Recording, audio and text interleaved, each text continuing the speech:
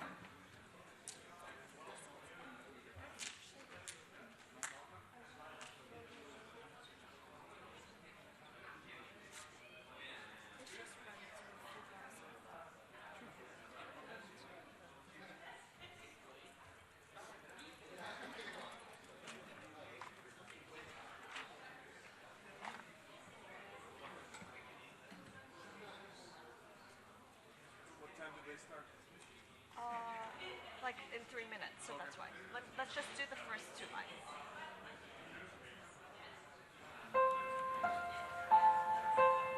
Wait, we're not. We've got opening speaker, UNMAS, Yeah. and then Yeah. I just so, want to. Oh, you want to run it? Yeah, just Print like start speaking give at a 10:05 tempo. according to this. But Right, that's fine. Just We're going to follow that. It's a good tempo. Okay, then it's fine. Then we're good. Okay. I mean, we can play the other jeu de, if you want. Yeah, we should. Gentlemen.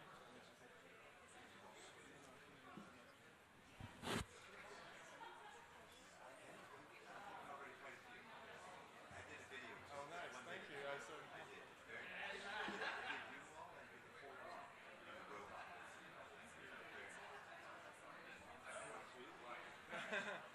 You'll never get this. With the children.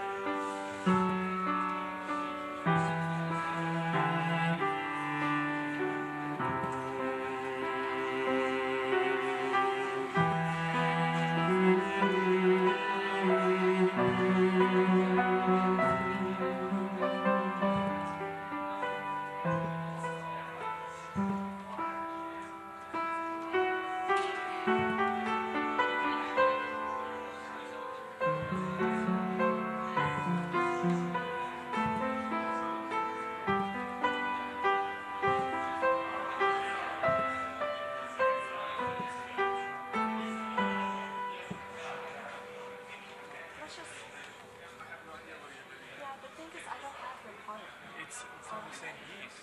That's not what we played before. It's like it sounds completely different. It's I don't think it's not even in the same key. Is that the part you used before? Yeah. You sure? This is the part.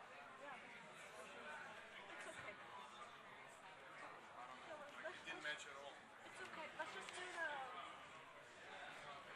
We'll do Song of the Birds. Song of Again? We'll do Song of the Birds. Okay. Do you want to try the everything just without violin? I don't have it. Oh, you don't have it. It's okay because the timing is better if we just do these two. Do you want me to play some solo?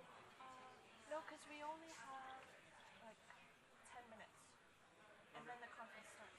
Yeah, no, but like I could play some Bach cello solo if you want, just to fill in. No, because I want the Song of the Birds, like it's appropriate. We already played it. Well, not in front of. Okay.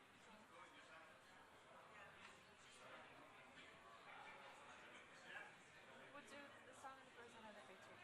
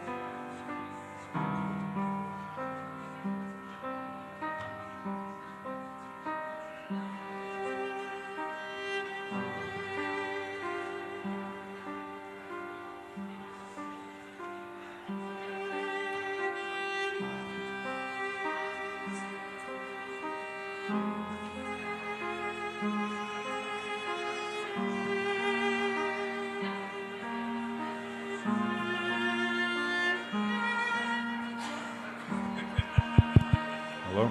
Hello? 1, 2, 3, 4, 5.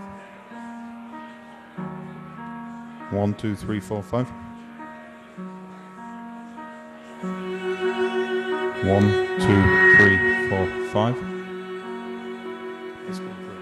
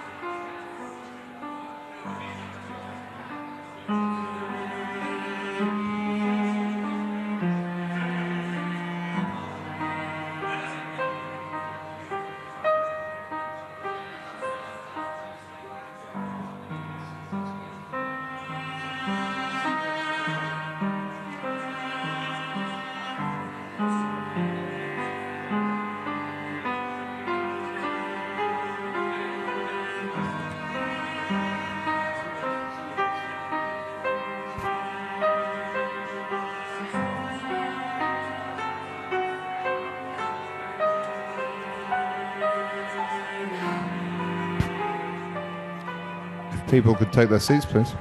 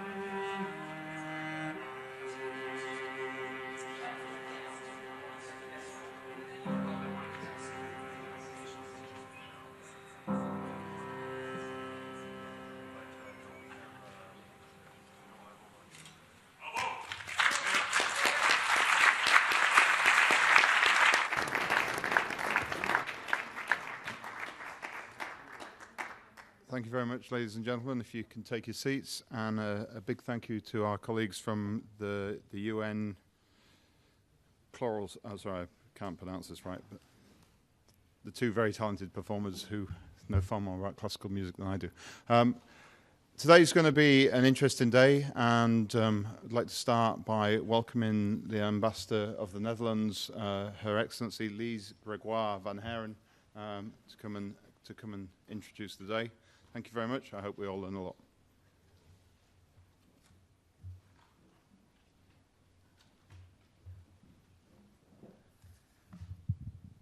Thank you, and Excellencies, ladies and gentlemen, and thank you for coming in such large numbers. I'm really happy to see a full room for this, and it's my great honor to welcome you today for this unique workshop. And I just had a little taste of the things that you will be shown over the course of the workshop. And I think it's going to be not only very educational, but it's going to be very interesting and very interactive. And I hope you're going to learn a lot and also inspire each other and make sure that you take away not only new experiences, but also new cooperation. So the Kingdom of the Netherlands has the pleasure to host this event together with our co-organizer UNMAS. As you know, the United Nations Mine Action Service. And let me therefore take this opportunity to thank my friend Agnès Marcaillou for the work of UNMAS and for making this workshop possible. The Netherlands values our strong and long-standing partnership with UNMAS, and I also extend a special welcome to the distinguished panelists and to the various guests and specialists who will support us today with their dogs, tools, bomb suits, and robots. We all spend a lot of time here in New York and in Geneva discussing the threat of IEDs and how to fight it. These discussions take place in the General Assembly, where Afghanistan sponsors a resolution and where the SG submits his report on IEDs. They also take place in the Security Council, where every mission that is mandated has to assess the threat and risks of IEDs and of other explosive hazards. We all know the numbers and the threat, and we are committed to address them. What we hope to accomplish today, however, is to give you extra insight in the impact that IEDs have in the field. Whether it be peace operations, accessing humanitarian space, or post-war reconstruction and development, the challenges faced by personnel in the field are sometimes hard to imagine. By bringing you the stories from our panel, using virtual reality and showing you actual equipment, we hope to bring the reality of our missions to New York. The threat of improvised explosive devices has surged and keeps evolving rapidly. IEDs directly threaten the lives of peacekeepers and civilians, but they also disrupt the daily lives of societies, denying access to schools, hospitals, and other critical infrastructure. We see it in countries like Afghanistan, in Iraq and Syria, where many civilians fall victim to IEDs. And we see it in countries like Mali and Somalia, where peacekeepers are targeted by IEDs. With over 14,000 recorded victims of IEDs last year, it is clear that we have to do all we can to address this threat. Today's speakers will focus on specific cases of Iraq, Somalia, and Mali to help us better understand the nature of the threat, its impact, and what we can do about it. As a signatory of the Ottawa Convention and other relevant treaties, the Kingdom of the Netherlands takes its obligations to combat landmines and other explosive hazards very seriously. To carry out these obligations, we aim for an integrated policy that encompasses all pillars of humanitarian mine action: mine risk education, demining, victim assistance, advocacy, destruction of stockpiles. And to this end, we have invested 45 million euro for the period 2016-2020 toward humanitarian mine action, as well as annual contribution to the UN Voluntary Trust Fund of 3 million euros. In addition, we aim to strengthen the capabilities of peacekeepers to combat these hazards safely. This includes providing experts to pre-deployment trainings in Akota and in-kind contributions to the UN and of EOD experts. It also includes the overall boosting of peacekeeping intelligence so that missions are more aware of explosive hazard threats in their areas of operation and take necessary precautions.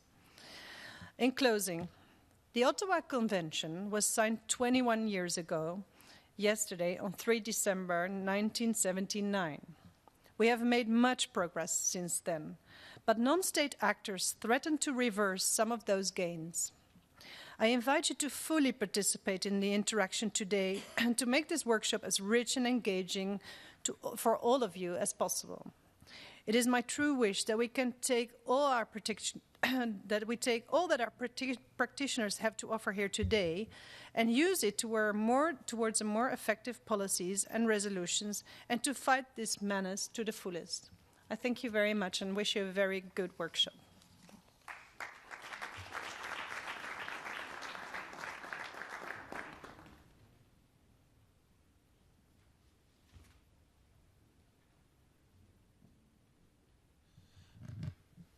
Thank you, Ambassador. And if I could now introduce my boss, Agnès Marquieu, who is the Director of UNMAS. Thank you.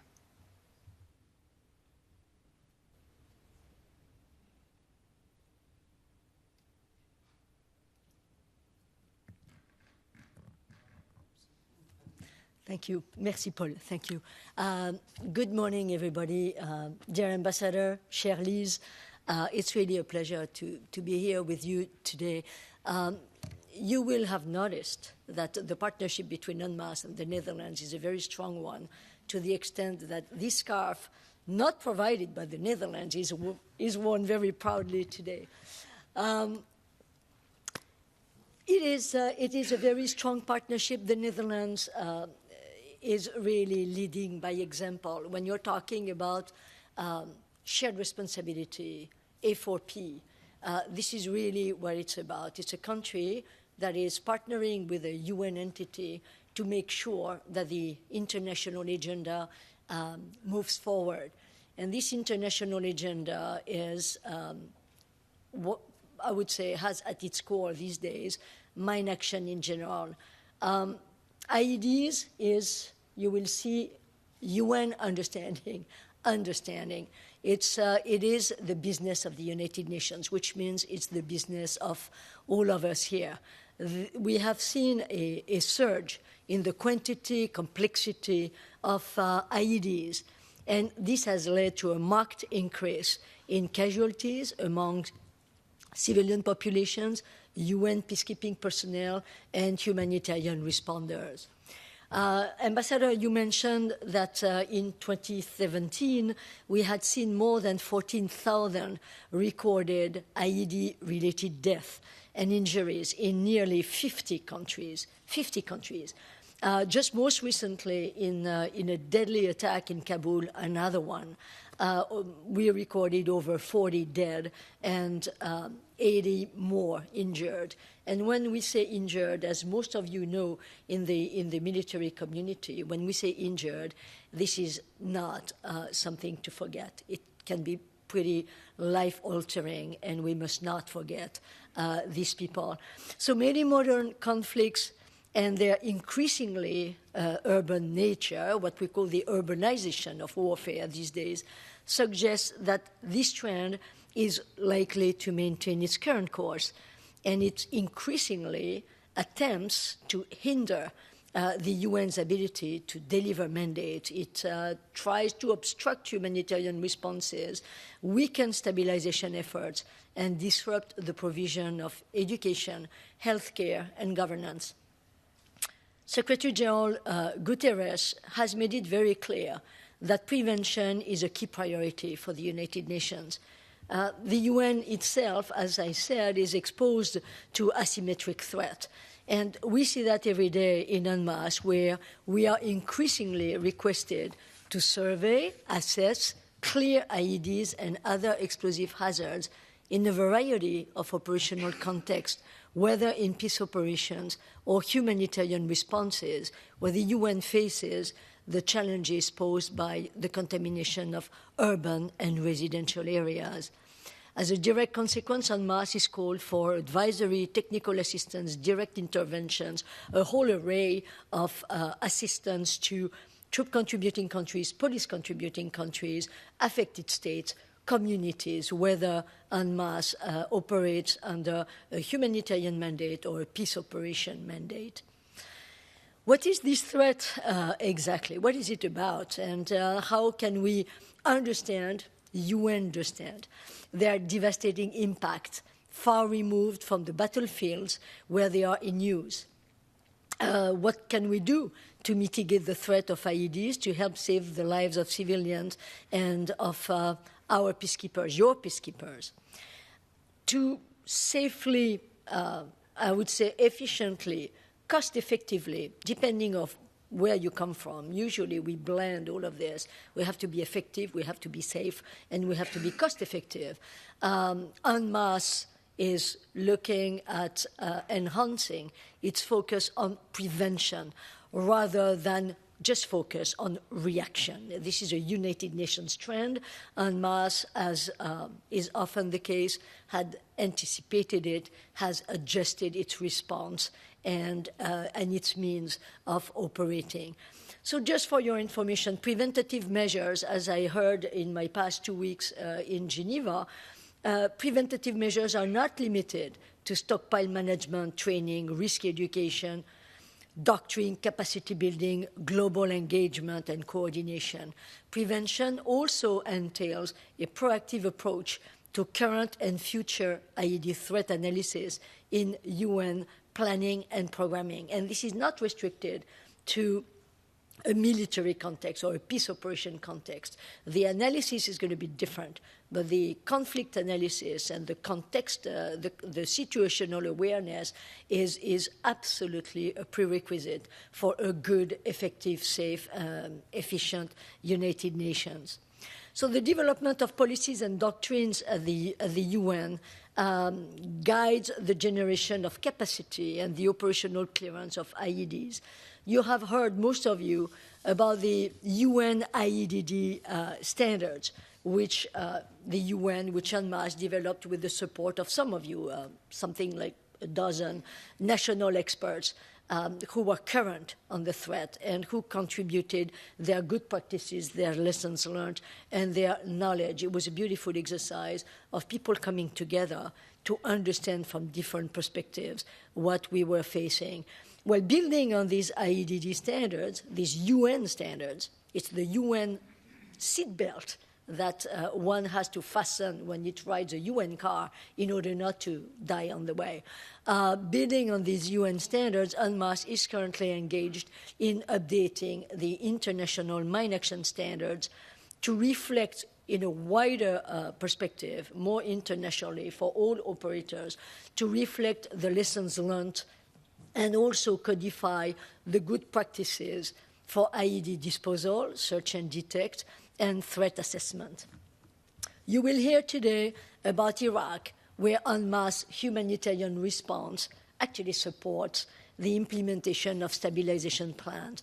You will hear about Somalia, where UNMAS serves under both the UN peace operation UNSOM, that some of you know, where we are increasingly supporting the strengthening of the Somali government, that it's their capacity that needs to be enhanced, well understood, and supported. And in Somalia, UNMAS also carries out the UNSOS mandate to support AMISOM. And I have to say that I'm the proud director of an entity which tends to be praised by AMISOM when we know that the rest of the system, the UN, is not so lucky.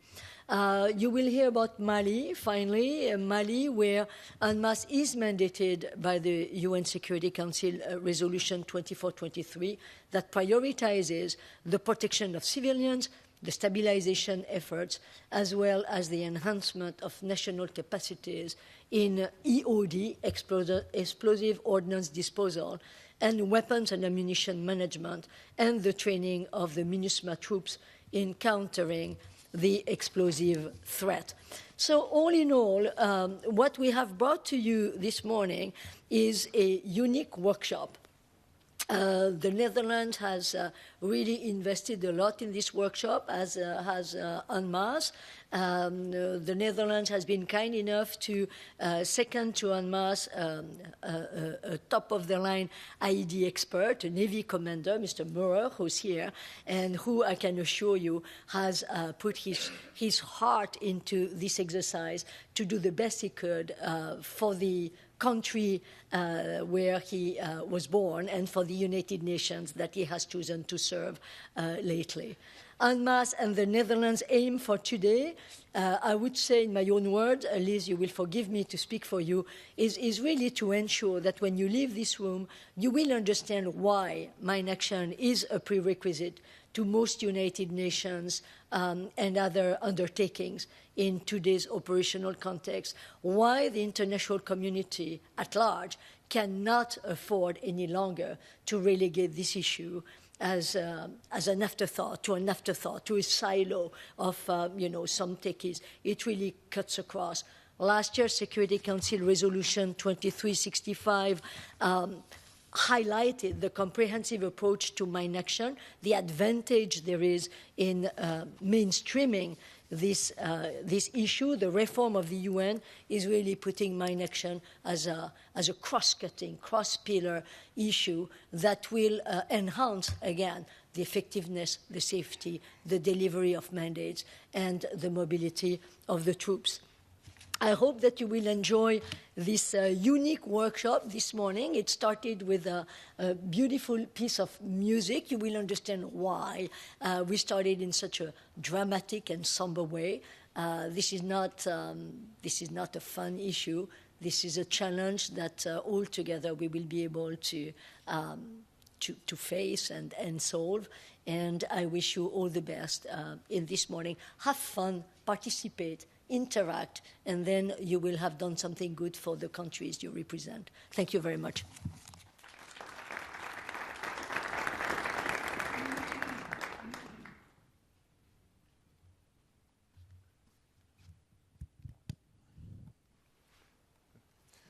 Thank you, Agnes.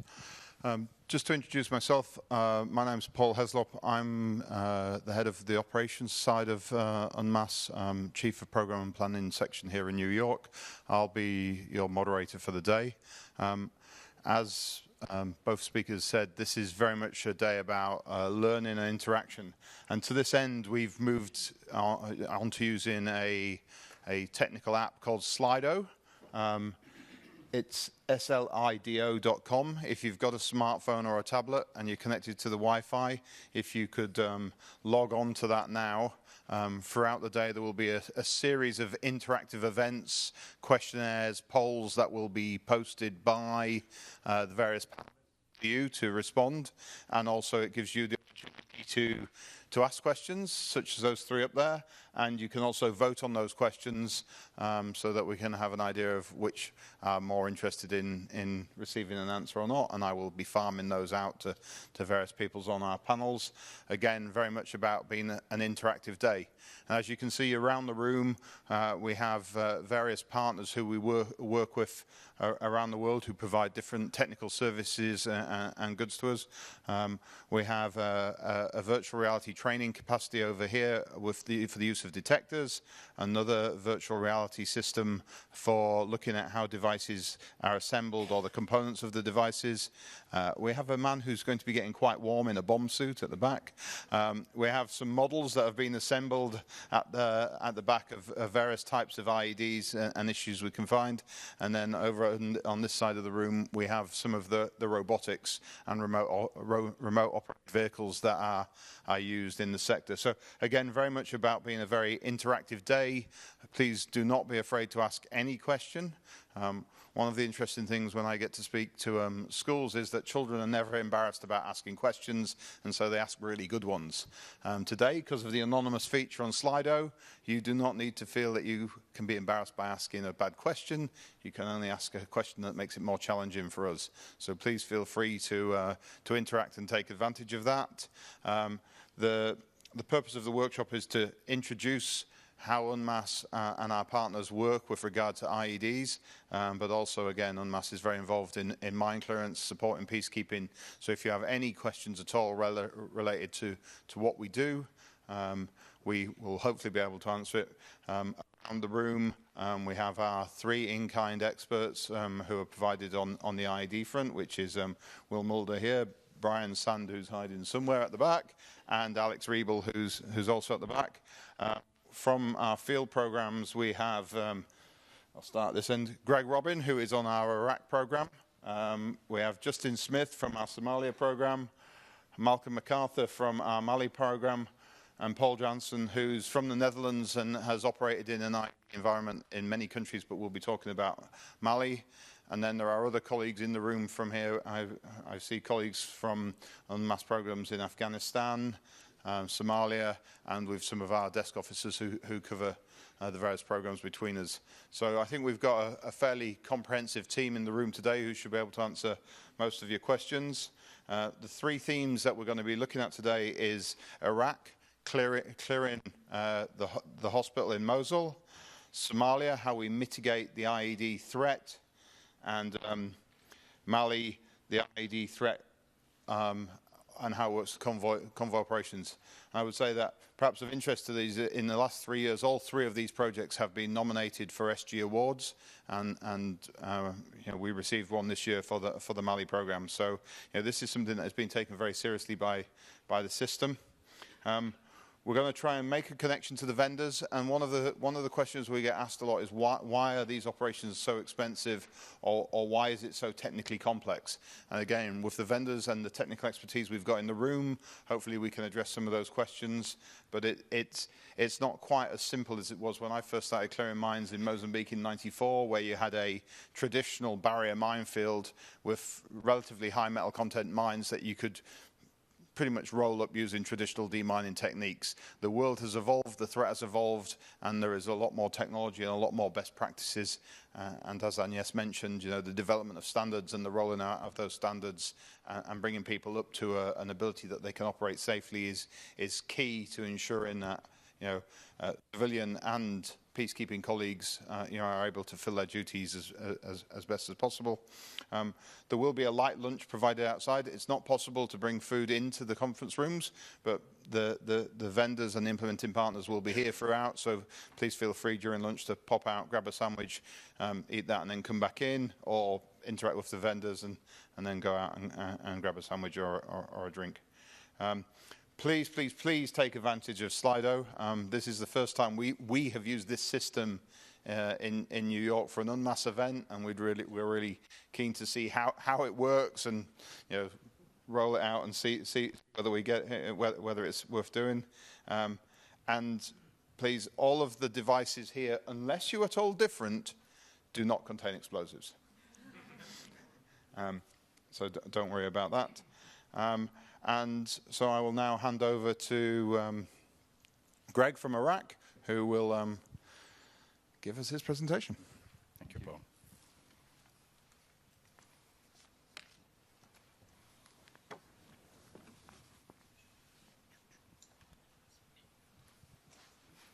Excellency, Madame la Directrice. Good morning, everyone. So I've been asked to discuss today about a case study on Al-Shifa Hospital. Al-Shifa Hospital is one of the biggest hospitals in Iraq, and especially in Mosul. We're going to start with a first video, which gives you the frame, the context of what we're going to discuss today and this morning, and it will also help you to answer some questions later.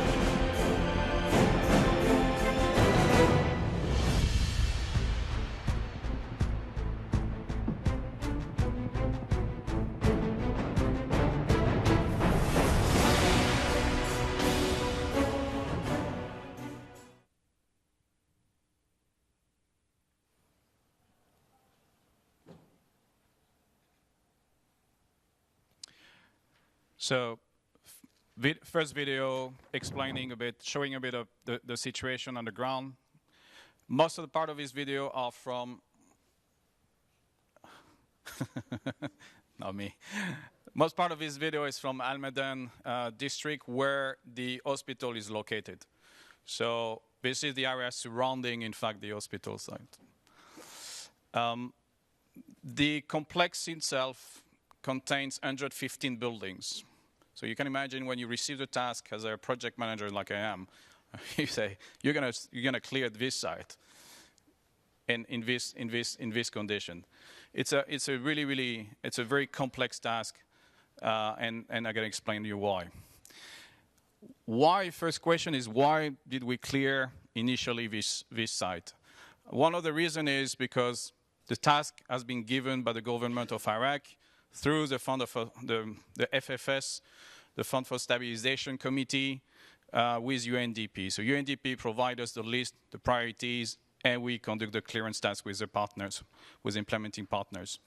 Why? Because 83% of this site, of this hospital complex, been assessed by the UNDP specialists are being able to be refurbished and rehabilitated. Why? Is because with our immediate action, we'll be able to provide immediately some support, some medical support to the communities living in the area and to the returnees arriving in the area. One of the main outcome is with our clearance is immediately after that, GIZ, one of the German humanitarian organizations, was able to set up a hospital, a field hospital, and immediately as well, some local organization from the health ministry was able to recover medical equipment that was missing in other localities. So by just clearing access, clearing path to the building, we were able to help immediately have a direct outcome by providing the equipment that was missing in other medical facilities. And also rehabilitating this area, some of the building being reused to provide structure to conduct training for the new medical staff that is highly needed in Iraq today.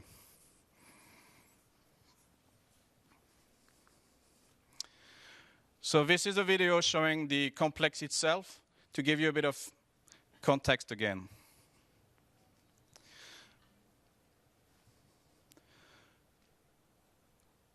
The building you see here is one of the main buildings. There was 115 buildings on this site.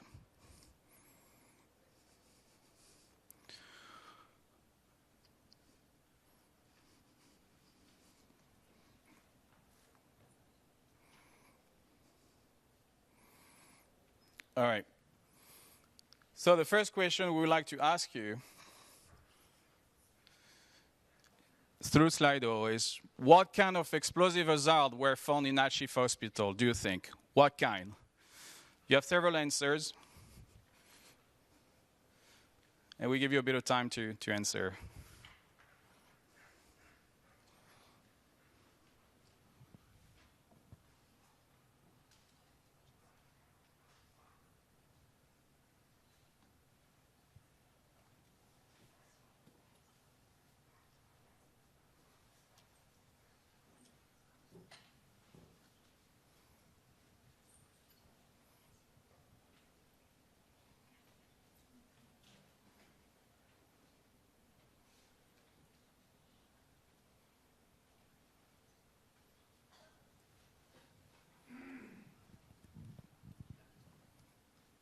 All right, so the answer.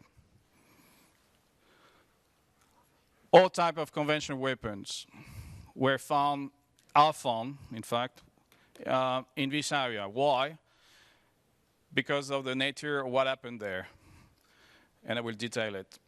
We found victim-operated IEDs, radio-controlled IEDs, passive infrared IEDs, radio-controlled arm IEDs, suicide bells, vehicle-borne IEDs, in fact, all type of explosive hazard you can imagine. From aircraft bomb, rocket, homemade rockets, etc., etc. So absolutely everything being made. The picture you can see, it's some of the components found, and I won't go in detail there, but the answer was all type of explosive devices were found in Al-Shifa Hospital. Some example of on-site, because we have to store on-site at some stage before being transported to the stockpile by the Iraqi army. So this is just some pictures of rockets, grenades, suicide belts, and etc. This picture is a pile of suicide belts. So this is what ISIS fighters were wearing during the the battle or whatever the situation. So this is hundreds of them. We found hundreds of them. We found hundreds of them on human remains, on bodies that the teams have to remove, and also abandoned as well, found by the returnees and placed outside the houses, etc., etc. Here's a question for you. What do you see on this picture?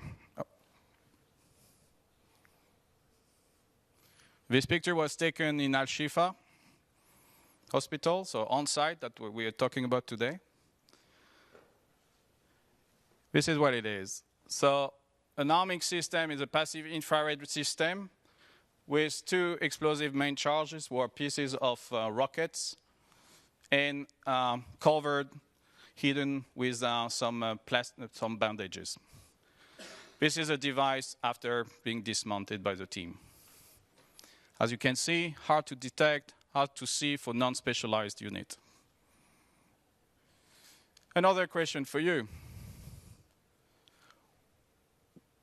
If you detect this kind of devices in front of you like it is now, what will you do? Run? Run is a good answer, but to the right direction, right? All right. Any answers? Mark and report, that's correct. All right. So this is exactly that. So extract from the killing zone, extract from the danger. This, you can see it. So that what we say during the awareness is if you can see it, the device can see you. So you extract from the area. And for us, it's about finding the power source, finding the triggering system, conturning the area to be able to dispose the system and dismantle it. So that's the picture after render safing the device. In this type of environment, what are constraints? Multiple. We could talk all day about the complexity of our work today in this and such environment. The first thing is when you look at the video, most of the building been highly damaged. So the access to some of the building, the situation of the building as well, sometimes unstable. I was talking with my team this morning. We are clearing currently a church which is highly contaminated, and the walls are completely unstable. So we're dealing now with UNESCO and with the municipality how to deal with this situation. Very, very complex. A lot of debris, as you can see. Tons of debris are all over West Mosul and especially in Al-Madan district. We're talking of millions of tons of debris. Access issues. Security, it remains sometimes an issue for a team because there are remaining cell that could target us because we are very static teams. When we're on site, we are highly visible, so we're highly detectable, so it could be a very easy target and high-profile target. What we do, we move all the time the teams to make sure that they're not predictable. The weather, like today, currently, it's raining. It's heavily raining in Mosul and in Iraq, in some part of Iraq. This adds some risk to your team and also sometimes activates some of the improvised devices with the rain. An example of what we found near Al-Madan, in Al-Madan and just near the hospital. What do you think it is? Any ideas? Yes, I hear some voices. Okay, it's a car. What kind of car do you think it is? In fact, it was a suicide vehicle that was inside the building. The building collapsed and was found by the cash for work staff, and they called us. We found a car with devices inside. So we had to get access to it, remove all the debris, and then clear the vehicle with 100 kilos of explosive inside.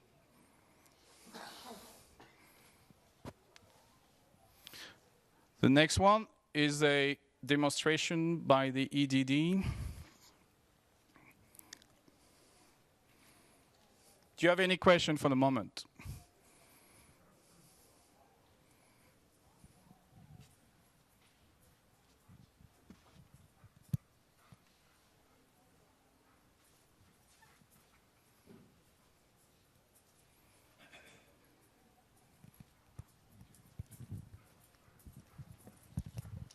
Thank you. Good morning, everybody. My name is Robert Feely. I'm lieutenant of the K-9 unit here at UNHQ. This is Officer Gideon Strong and K-9 Onyx over there with him. Some of you don't know us, some of you do. We've been here since 2004 as a unit. We're trained and recertified annually by the New York State Police up in Cooperstown, New York. It's a 12-week program. Our dogs live with us. They go home with us. They become part of our family. These dogs are loyal to us. They'll do anything for us. We trust them completely, and that's very important in this line of work. Our dogs are trained on 8 major explosive orders. As far as IEDs go, we're not going to bring a dog anywhere near an IED if we notice it. Our dogs are just trained on odors. We stay away from those type of things, but let the pros do that. UNMAS they asked us to come by today, give a little demonstration for you. Our dogs have it's a passive alert. They sit when they find a bomb, as opposed to, see, like a drug dog, they might scratch at it. We don't want to do that with bombs, obviously. That would not work out too well. So what Gideon's going to do is I put a device up here on the stage, behind the panel here. I promise it's safe. We're going to show how Onyx can find it. Go ahead, Onyx.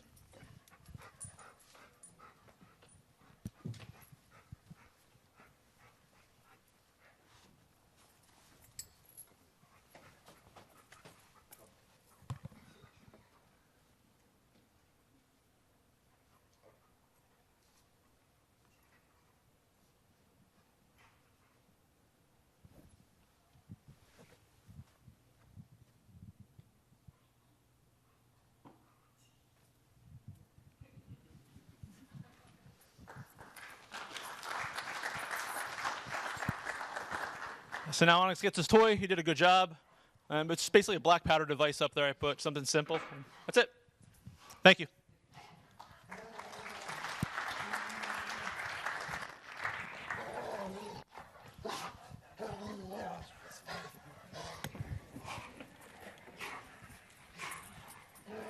Thank you.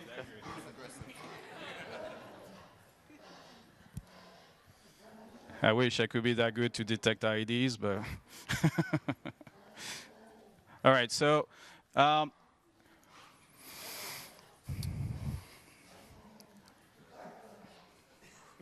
he's angry. All right, a question following the EDD demonstration, explosive dog detection dogs.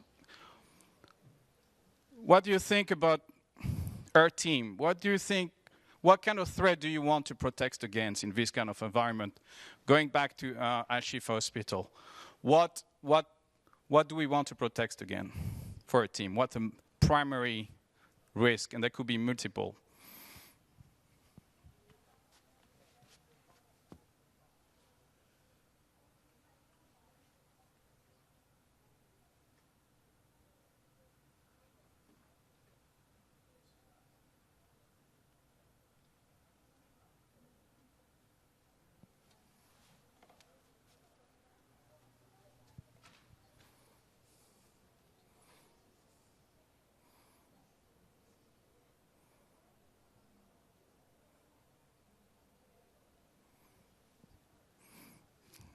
All right.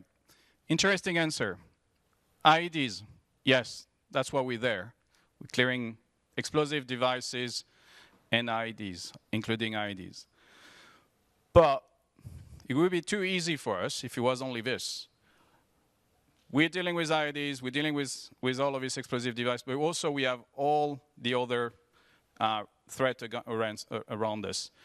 We still have the risk of, as I said before, the security, some security issues on some site, but being targeted because what we do on the ground by criminals or insurgent or whatever groups are. So direct, indirect attack. IEDs, that was one of the correct answer.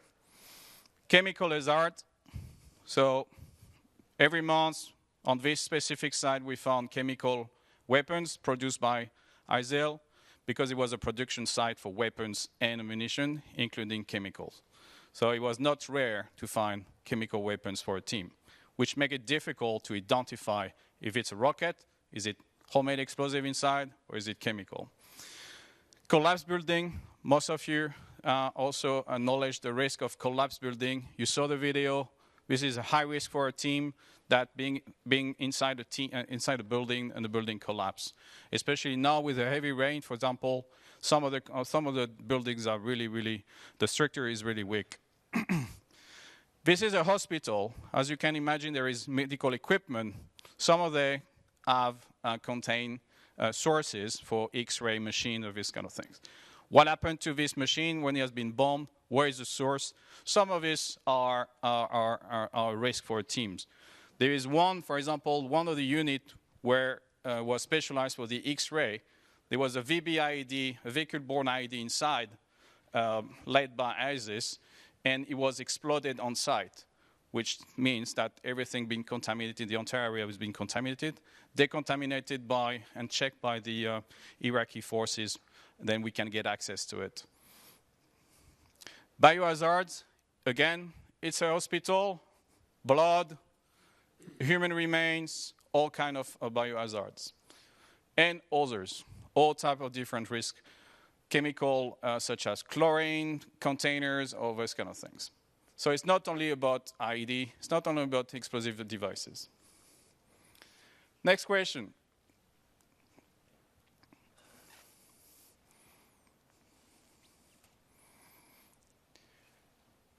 So now you know the context, you know the threat, you know the risk. What kind of protective equipment should we wear to protect the team when they work?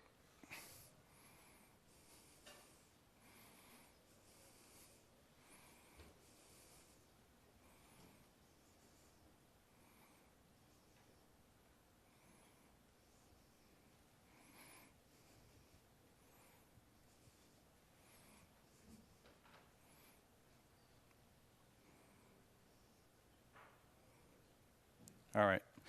The answer is a bit more complex than only the bomb suit, like we have a demonstration just after this slide.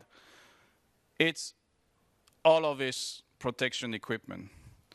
Comes from the demining, the proper demining apron and visor, to the very advanced bomb suit like we see after this, to only a helmet and body armor. Why? Because of the environment. We work in confined environment, basement, where the mobility is very important at some stage. So it's a balance between being protected, but also being able to see, be able to move around. So all of this equipment are available for the operator, and he will decide based on the threat assessment, what should I wear for this? An example of a bomb suit.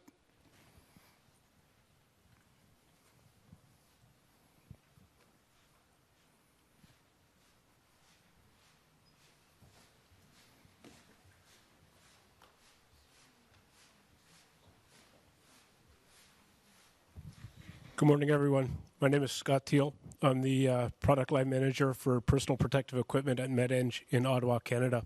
What I'm wearing is the EOD-10 bomb suit. This is our latest suit, most advanced personal protection equipment that we offer. We've been doing this for over 30 years now. We've been providing personal protection to the entire world, whether it be bomb suits, demining equipment, or helmets and protective visors. This suit provides up to 96% blast overpressure protection to the core of the body, everything that I need to worry about my air-filled organs. It also provides fragmentation protection, heat protection, and impact protection from the T1 to the L5 in the spine. The nice thing about the EOD-10 is it also has a cooling system built in. So I've been sitting at the back of the room under air conditioning for the whole day, although my face and my arms are a little moist right now. We fit from 5th percentile female to 95th percentile male. That's somebody who weighs 90 pounds and is 5 foot tall, up to somebody who weighs nearly 300 pounds and 6 foot 5 foot tall. One helmet, 4 suit sizes. And we're also proud to say that we still own the 3 positions on the public safety bomb suit standard for certified bomb suits. Nobody else has yet to challenge that certification standard. I'm going to take the bomb suit off now and go stand at the back, but I'll be happy to answer any of your questions. And if anybody wants to wear it later, hopefully it dries out in time. Thank you very much. Thank you so much. Well, I asked him to... I think he's going to give it to me to go back to Iraq, right? All right, so what kind of equipment do we need? What kind of search EOD, explosive ordnance disposal, and what kind of improvised IED, improvised explosive disposal devices do we need to tackle this threat? The first one, metal detectors. Yes, we use metal detectors, but in urban areas, it's really, as you know, the metal content is really high, so it's really hard to use.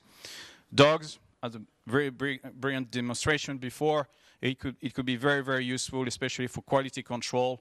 But sometimes we cannot use it because of the type of device, victim operated, for example. However, for search and quality control is a very useful tool.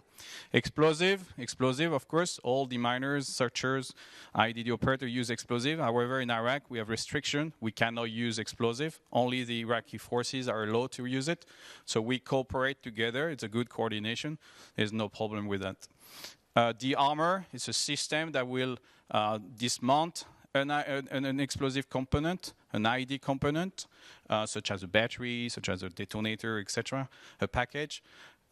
Robot, we'll have demonstration later. And all system, like remote attack system, hook and line, something that you can work from distance, in a safe distance, to pull, to cut a wire or a device. And drone. And drone is it's also a very good tool for us when we want to do search, when we want to confirm a threat. However, there is obviously security restriction in Iraq, so we are not allowed to use it with only many restrictions. So today we have, for teams, and you can understand the complexity, we have only this type of tool available in this type of environment. All right, quick game. Can you see the threat? So it's a picture where there is a firing system, there is a switch. Can you see it? So this picture was taken on site. It's a real picture.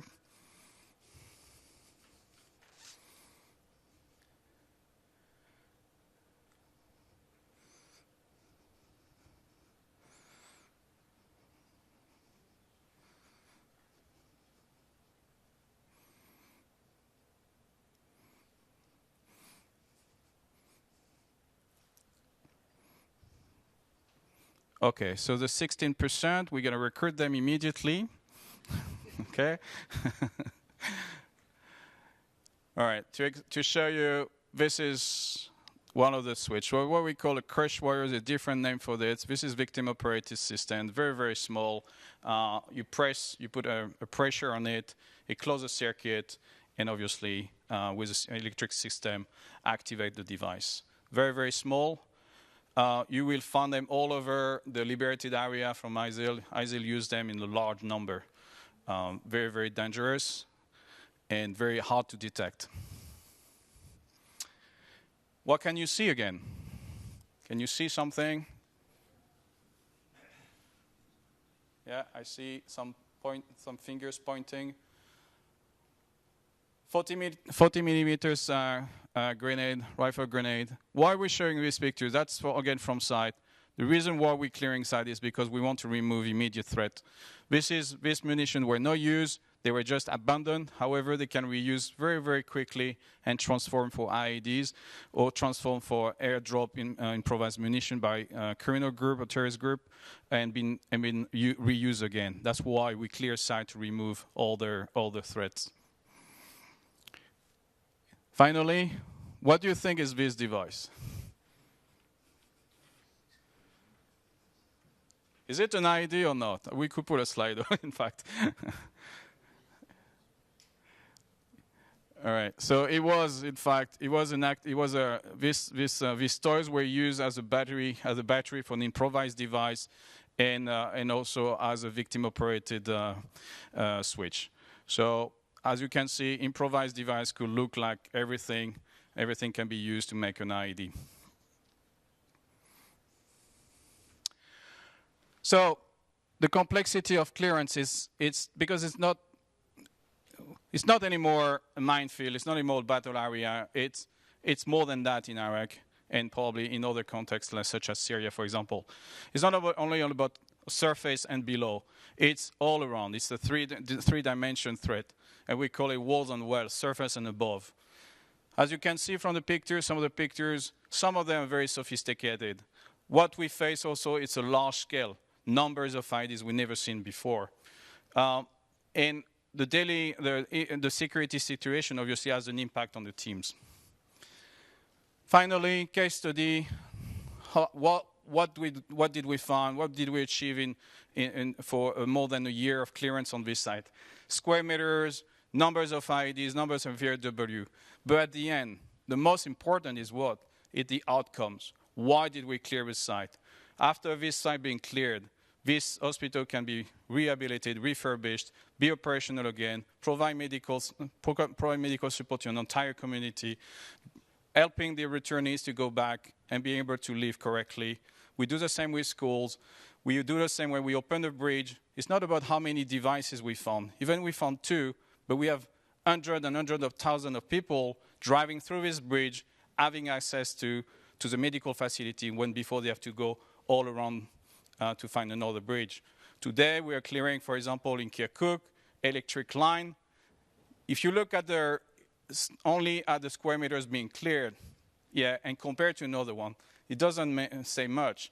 What it says more is the outcomes. If we clear an electric line like we're doing now, Kirkuk Governorate will have access to electricity. Hundreds and thousands of people will have access to electricity. That's what we do. That's why we prioritize this task. This picture, to close the presentation, is taken from the east bank of Mosul. This is facing West Mosul. And what you can see here, this is part of the old city, and you can see the situation of the old city today. And it's getting better, obviously. Life is back. People are coming back. Returnees are coming back. But this is what's the situation on the ground.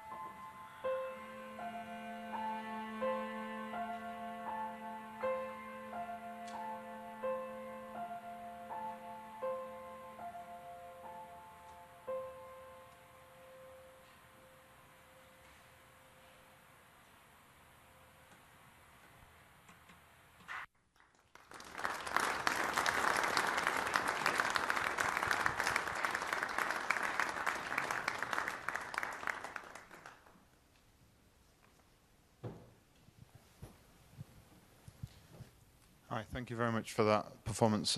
Just like you to hand you over to the President of the UN CMS, who's just going to say a couple of words about the importance of music.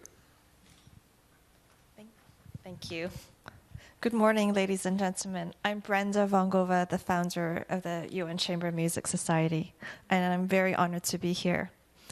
And this is my extraordinary cellist over there, Adrian Dorov, one of the most moving and expressive virtuosic artists out there.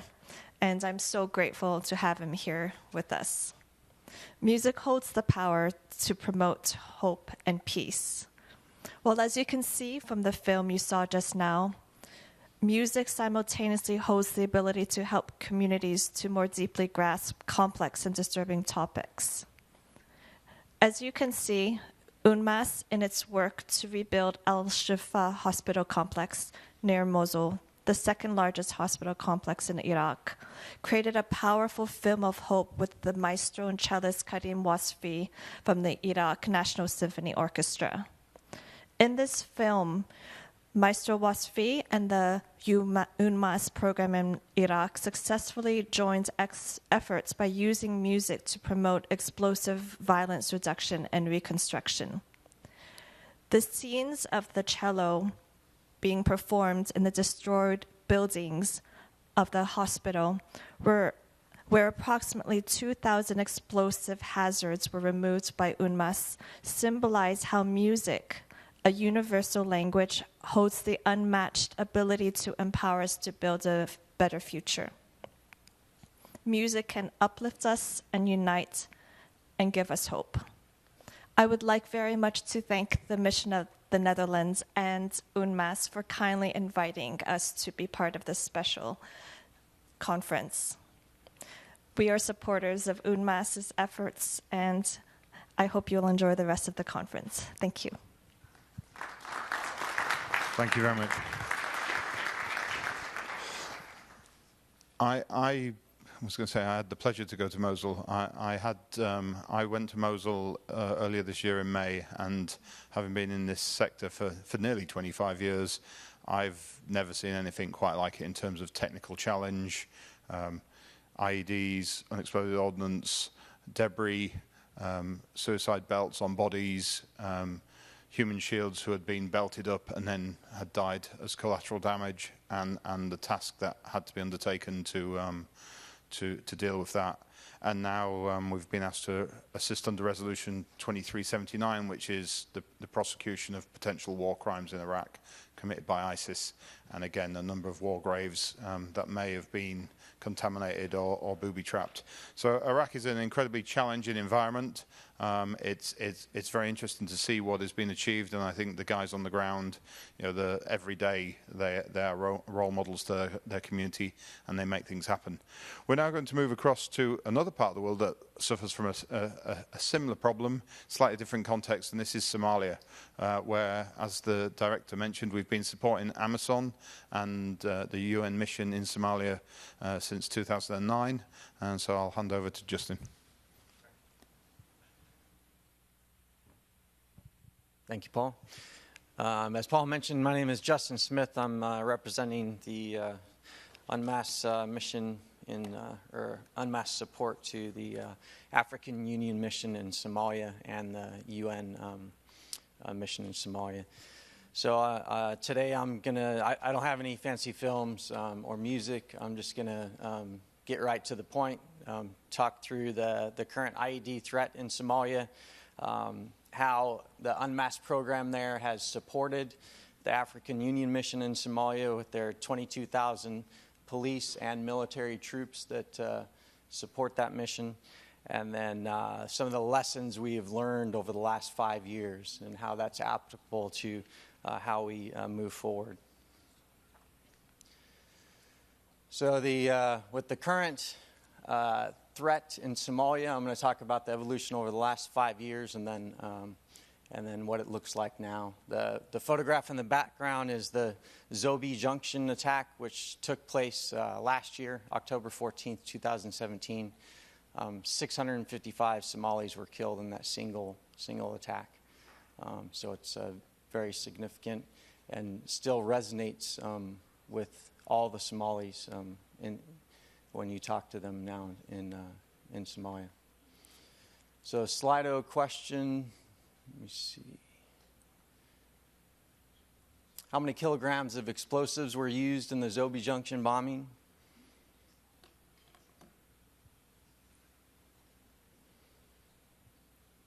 So if you can log into Slido, yeah. Some of those answers are, yeah, pretty close.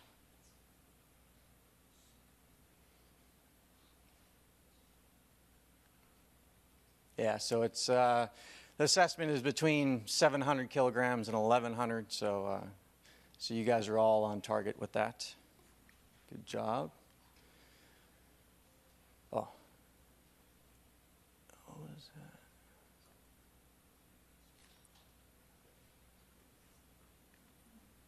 that? Okay. What would the radius of large window breaking be if this explosion happens in Times Square?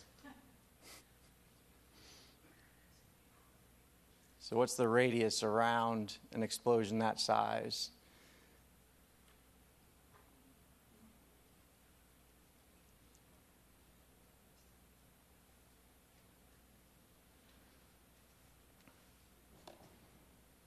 All right, let's move on to the answer. Okay.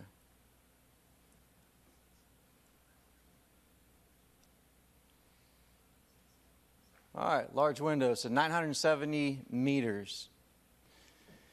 So obviously the closer you get to the center of that circle, the more significant the damage, the more significant the casualties. As I said, just in that attack in Mogadishu, 655 personnel were killed in that single bombing. If that was to take place in New York City, the casualties would be much higher. So now I'll transition to the IED threat in Somalia. As I mentioned, it's transitioned over the last 5 years. Al-Shabaab is the primary aggressor in Somalia. We do have the Islamic State operates, but they're a minor actor, particularly in the IED threat. So Al-Shabaab is the primary threat there. They have shifted from conventional military attacks to a focus on IED attacks over this time period. We have a continuous increase in IED activity from approximately 50 per quarter in 2013 to today of more than 100 per quarter of IED incidents. 2/3 of IEDs are roadside IEDs targeting convoys, particularly the Amazon convoys and Somali security forces. The remaining 1/3 are in urban areas, primarily Mogadishu, as you see in the heat map up there. And it's easy to pick out the main supply routes because you just follow the red dots, which is the IED activity. So the primary threat is between Mogadishu and south to Barawe, and then Mogadishu up north to Baidoa and to Belatwain. Let's see. So over this period, approximately 175 Amazon troops were killed, but 10 times that number in civilian casualties. More than 1,700 were killed because of IEDs. All right. Next slide. And Somalia is an active conflict. So as you can see from the map, Al-Shabaab still holds significant territory within Somalia. The lower dark shaded area down there is Middle Juba, which is completely controlled by Al-Shabaab. The upper area is in Galmudug, which is controlled by Shabaab. The gray areas, or gray zones as we call them, are areas where various security forces operate in. Both Al-Shabaab, Somali security forces, and Amazon operate in those areas. But this gives Al-Shabaab the freedom to maneuver and plant IEDs both along the roadside and in the major urban areas. So given this threat, how has UNMAS supported the African Union military and police over the last 5 years? And I'm going to talk about our current the support we have provided over the last 5 years, and then how we're transitioning into a broader effort and the reasons behind that. So, let's see. So our primary support has been through training, equipment, and mentorship activities. Let's see. So on the training side, we support everything from all 22,000 troops with explosive hazard awareness training, which takes place over 1 to 2 days, all the way to much more advanced training over several weeks, which teaches them how to conduct IED disposal activities to specialized teams. We also support training through mentorship of those specialized teams with advice, assistance, and we accompany them on missions. As far as equipment support, you'll see the ROVs, or the remotely operated vehicles up there that are used to remotely interrogate IEDs and other explosive hazards. The bomb suits, which you've already seen. The bomb arm, which is mounted on the vehicle up in the upper right, which is a means of interrogating roadside IEDs.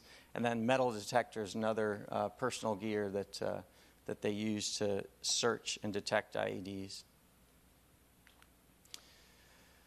So this graph depicts our impact. So how we try to look at if we've been effective and efficient in our training and mentorship and equipment that we provided to Amazon. The gray area indicates the training activities that we've conducted. The black line indicates the number of Amazon casualties over that period. What we found is even though the red is the trend line of the increase in IED activity. So even though there's been an increase in IED activity, the Amazon casualty rate has actually dropped. So essentially we're showing a strong correlation between our training and the reduction of Amazon casualties, which is great news, right? I mean, that's what we want to see. But if we take a step back and look at the broader picture, there's other factors that we have to consider. So that leads me into the whole network behind IED activity. This graphic briefly shows the illicit smuggling network involved both in weapons, explosives, drugs, and other illicit materials. So I'm not going to detail that graphic, but it shows that there's a broader approach required to actually reduce the number of IEDs, because it's a significant impact to civilians, as we can see in this graph. So since 2013, the civilian casualty rate has increased. And I mentioned if you compare it to the Amazon casualty, it's tenfold higher across the board. So we need to take a look at how we actually reduce the number of IEDs so that it reduces the impact to civilians. In most cases, Al-Shabaab do not specifically target civilians, but the impact is, particularly with VBID, as you can see in the lower graph, the blue bar, that indicates almost 1,200 civilian casualties just to vehicle-borne IEDs or car bombs.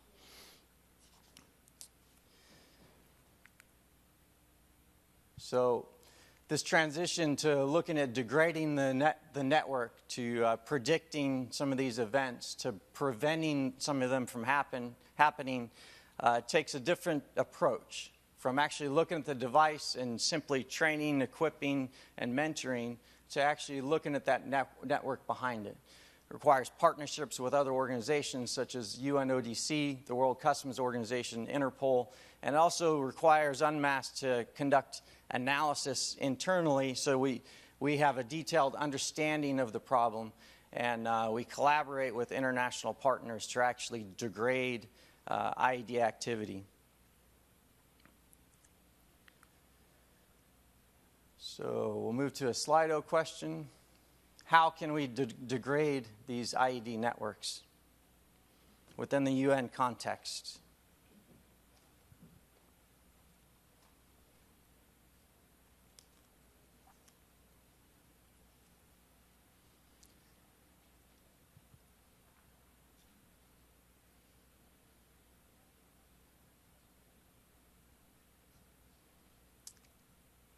Yeah, I think you guys get the point. It's all the above. We have to do all those things. We have to reduce the amount of explosive remnants of war out there, which UNMAS has been doing. I'll show you some photographs in a couple minutes.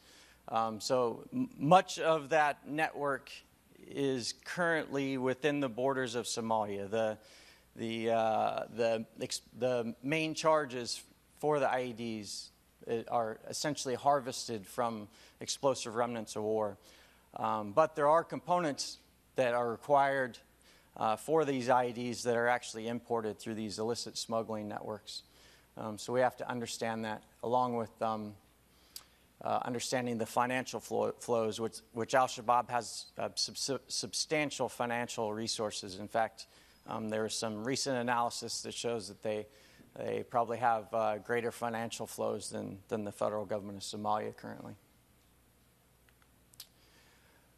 So this shows some of the problems within Somalia as far as the availability of explosives. So locals go out, harvest the explosives out of these devices, and then go sell them to Shabaab or even quarrying industries and locals using the explosives. But it has been an industry. It's something that we have worked to reduce those stocks, the availability of that main charge from explosives, and we've made some significant progress. Just in 2018, we've eliminated more than 3,100 items of explosive remnants of war. We also have to look at the supply chain, which is a bit more challenging, particularly in the UN context. There's some sensitivities that we have to be aware of, but nothing that we cannot manage. So again, you guys already saw some of the efforts that we have to do to look at some of these illicit smuggling networks, reducing the stocks, and then also putting together, helping the federal government put together policies and laws to limit access to some of these resources. Also strengthening the security of the storage of explosives and ammunition. So another important aspect for us to understand the problem itself is exploitation. And there's three basic levels of exploitation. It's field exploitation, which are the EOD teams on the ground collecting the devices. There's the national laboratories that actually do forensic analysis on the explosives, on the electronics, and other elements of an IED.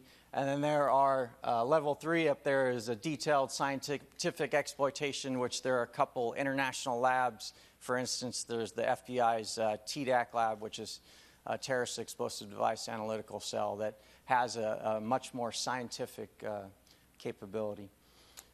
So currently in Somalia, only 3% of IEDs are exploited, so we only get information on about 3% of those devices. If we increase the exploitation, we're going to have a much deeper understanding of the threat so that we can continue to make progress in slowing IED activity. Okay, with that, I'm going to turn it over. Thank you. Good day. My name is Pascal Trum. I'm a member of the Dutch MOD, and I'm working in a level 2 capability. So I'm busy with technical exploitation. And one of the things we encountered with the technical exploitation is the information we gained out of exploit items of IEDs. When we have that information, then we have to turn it over to create synergy and identifying the network, the terrorist network. Nowadays, it's analog, and the problem was that all those specialists who speaking jargon weren't able to create synergy. And we starting to use the old phrase, a picture say more than 1,000 words. And we starting with using augmented reality. With the augmented reality, next please. With the augmented reality, we were able to put all the information we gained in a geographic background and in a time frame. This information gained, you can evaluate it, also parts of IEDs, you can evaluate it with everybody you want to. So with the HQ of UNMAS, you can discuss with them on those specs. And Paul will show some more. So, good morning. My name is Paul Oling. I'm with the Dutch Ministry of Defense, and I will give you a small live presentation. But as always, live presentations, let's hope it works. So, if we could switch over to the other screen. Yeah. So what you see here is a live image from this device, and I will put it on my head. I will not sort of look at you too much, because if I move this too much, I assume you all get sick. So excuse me for that. I will first put it on. 1 second.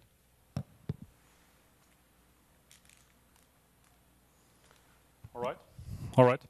So what you see here is what you must imagine is that all of these colleagues, all of these experts wear this device and look at the same image. As my colleague said, a picture says more than 1,000 words. What you will see here is a map. This is a map of Amsterdam, because obviously for public reasons we can use this abroad. What I will do is I will actually start back a timeline. Above you see a timeline which indicates that some events have happened. This is technical exploitation, so this is post-blast. What I will do, if it works, I will actually start the part.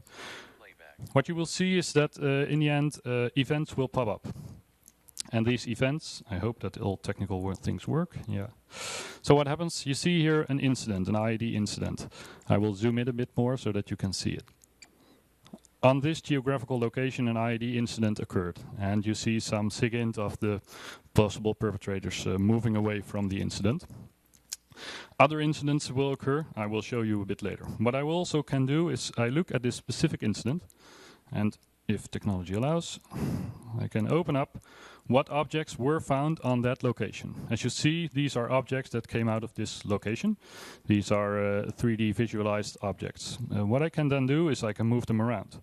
Again, remember that everybody is wearing the same goggle and is looking at it from his own direction. So I can walk around this object.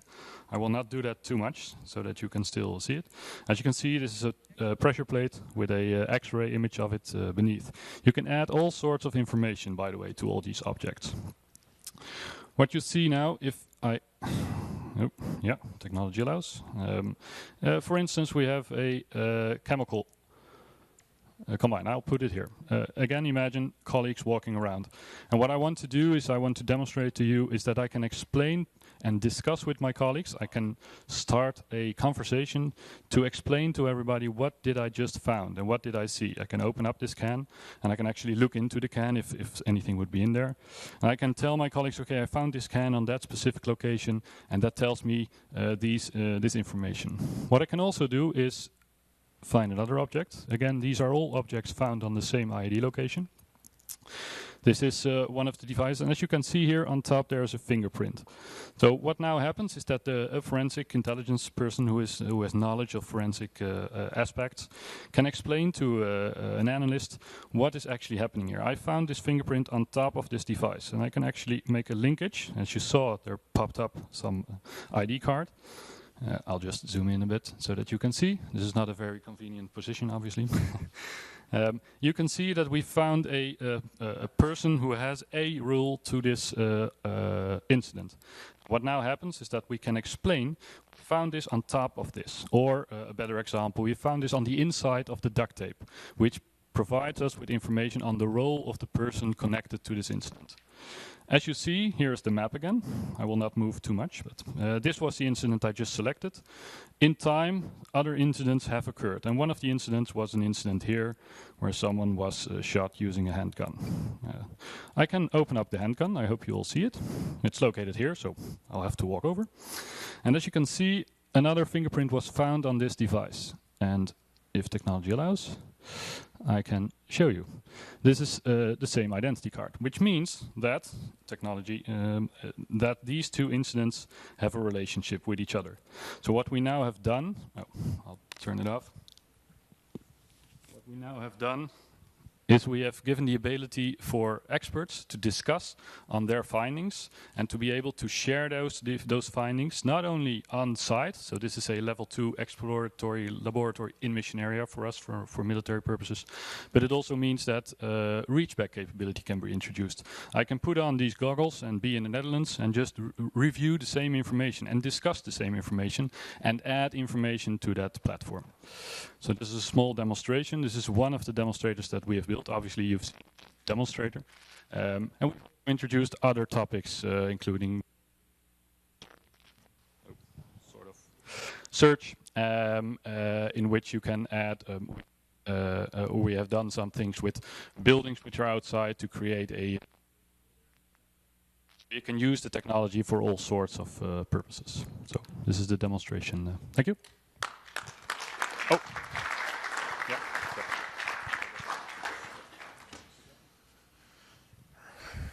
Right, thank you very much. And again, the idea is please be as interactive as possible. I know a few people would like to ask some questions or statements. We will give that opportunity at the end, but please feel free to use Slido at the moment. As always on these type of events, trying to maintain the tempo and the timelines is always a little bit challenging. Now moving from Somalia across Africa and into Mali, where UNMAS has a very active program working with the peacekeeping force in Mali. It's again a very interesting project in that 5 or 6 years ago UNMAS had very little involvement in working an IED or an IED environment with peacekeepers. We just started to do a few things in Somalia, and then in 2013, 2014, when the UN started to take casualties in Mali and we're looking around for possible solutions, some of the experts we had on the ground from their background were able to start making suggestions, and we were engaged at headquarters, and now Mali has become one of our flagship programs, if you'd have, but very much not traditional mine action. So on that, I'd like to hand over to our Chief of Operations for Mali, Malcolm MacArthur. Thank you very much. Good morning, ladies and gentlemen. Nothing like following virtual reality as your presentation, with a couple of overhead slides. I think we're starting off with a video, Will. On a des blessés. On a des blessés. Bon, Ndoro kan ligina askar. I'm not finished. Scoring from here. Blackstone. Juste à côté. Blackstone. Possible quoi?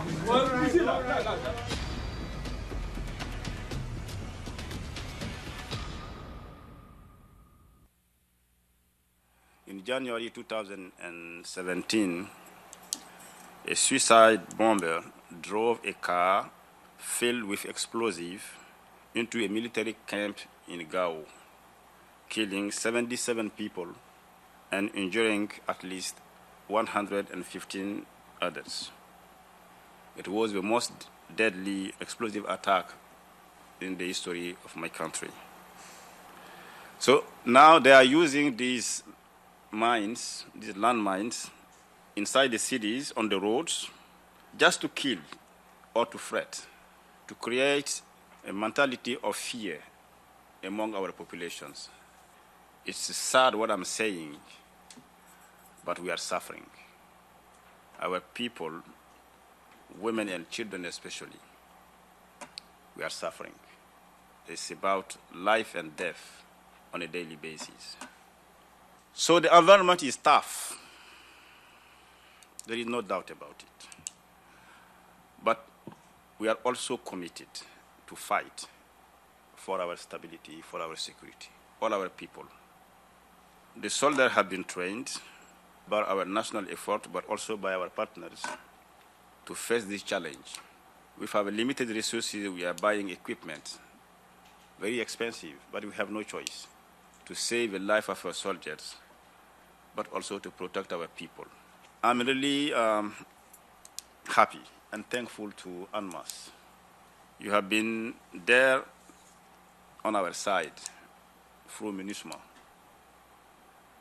not only to help train our military, but also to help give the best information to our people on the threat of these dangerous weapons. You may not see the result right now, but it saves life, and we have seen it on a daily basis. And I continue to reiterate the fact that your effort, the job you are doing on the ground, is needed. But I would like to reiterate the priority of giving the means to UNMAS to continue to help Mali and the people of Mali, the people of the region of Sahel. Thank you.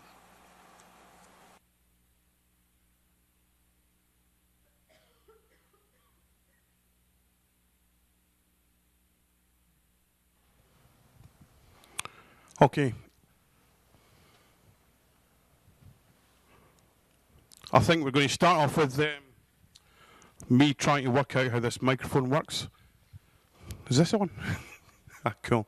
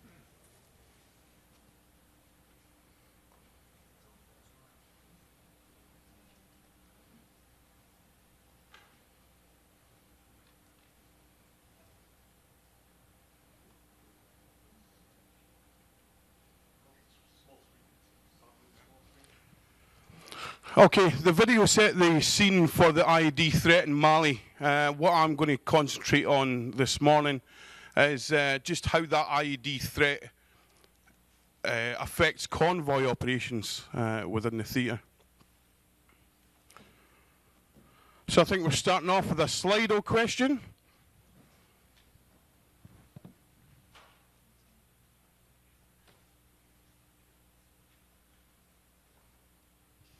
And the question is, why are convoys so vulnerable?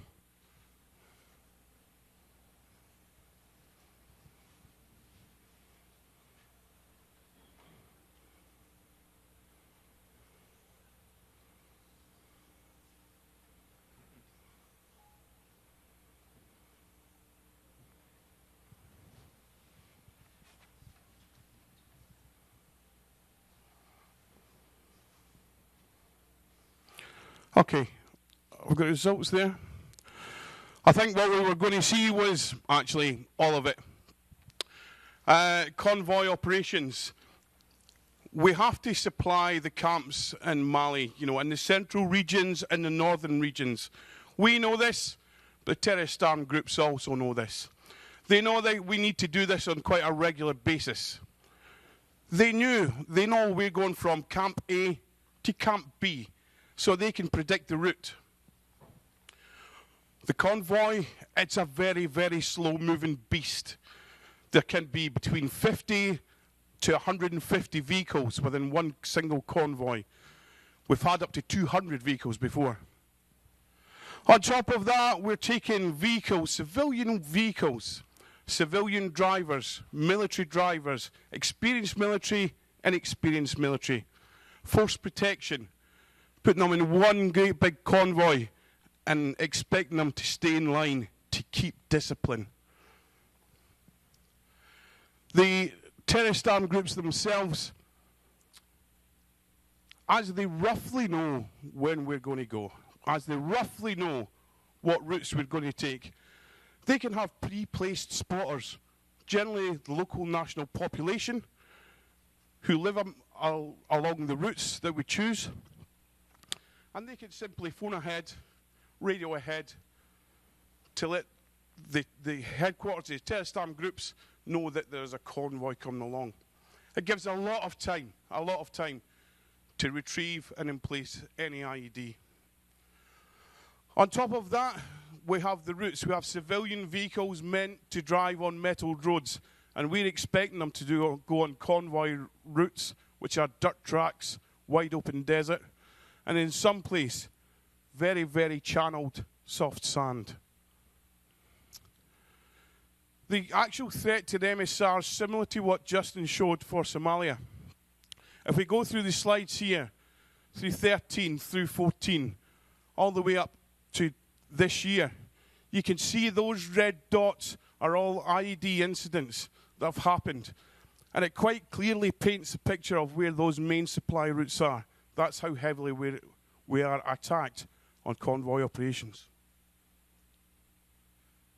This is a very recent incident from last month. This was convoy coming from Teslit in the far north of Mali back down to Gao, which is the southern part of that northern region. There was over 100 vehicles in this convoy. This vehicle was the 81st vehicle in line. That means 80 vehicles had managed to go through this vulnerable area, this vulnerable point, without being affected by this IED.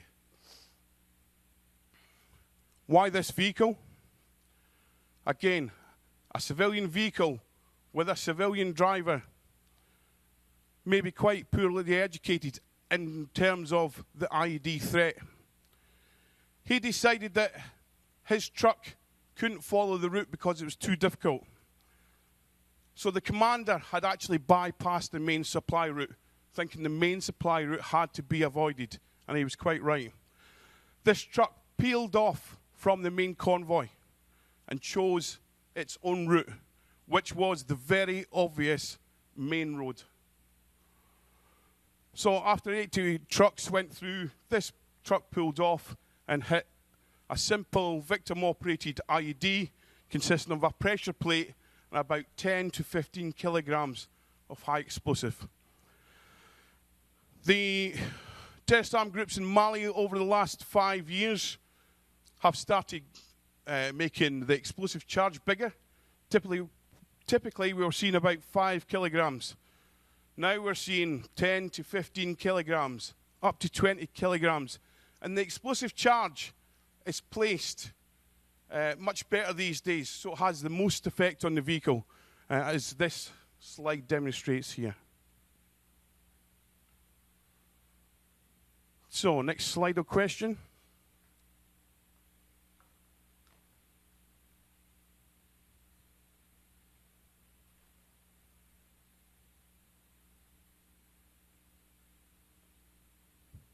So how many days will the return trip Teslit-Gao take? Gao to Teslit is probably the longest convoy we actually have to do.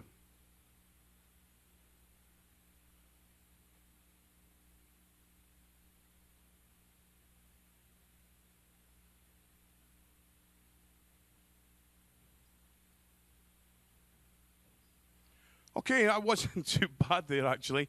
We're talking 1,120 kilometers there and back. Takes between 15 and 21 days due to the terrain. 15 and 21 days. Now, here's the challenge, and this is the one thing really I wanted to bring. Here is the challenge.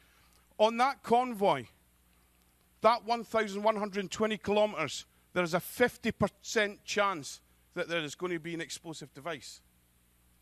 Where is it? How do you train and equip a force to detect maybe one IED on that 1,120 kilometers? I don't know either. Okay, so it comes down to training and equipment. Training's got to start in their own country. We've got to prepare the force well enough in their own country so they have enough knowledge, enough skills to survive the first couple of weeks when they land in Mali. Then once they get there, if they have specialist equipment, we give them specialist training on that equipment. We give them specialist training on how to search vulnerable points, vulnerable areas. Any training gaps that may have been missed or any that we cannot cover in training, we will give mentorship. So we'll actually assign mentors to the units on their first month, first 6 weeks, to go out with them and to actually consolidate that knowledge that they've picked up during training. And then the big thing is preventing skill fade. So we don't want just to train them and then for them to forget all that knowledge. So it's about encouraging continuation training for the entire 12 months. So that every time they go out in operations, they're doing the same things. We start off with basic explosive threat mitigation. So teaching the troops how to look about themselves, how to recognize the ground, how to recognize discoloration or things that shouldn't be there, discardables, different colored soil. We teach them the indicators that may show that there's an IED present. We then take the convoy commanders, and we give them planning training and planning, so that before they go on a convoy, they can actually sit with a map and they can decide for themselves where are these vulnerable areas, where are these points, where are these places where we might most expect to find an IED. We'll train the specialist team so that when the convoy commander does recognize this vulnerable area, the team can dismount and they can carry out a drill to search through and detect any IEDs or search through and clear that area. And this goes right through the command structure. So all the way from the commanding officer down to the private soldier at the coalface.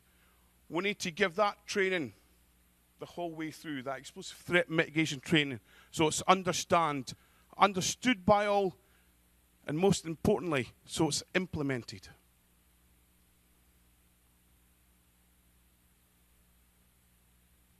Okay, we'll just go over to the VMR3 virtual trainer.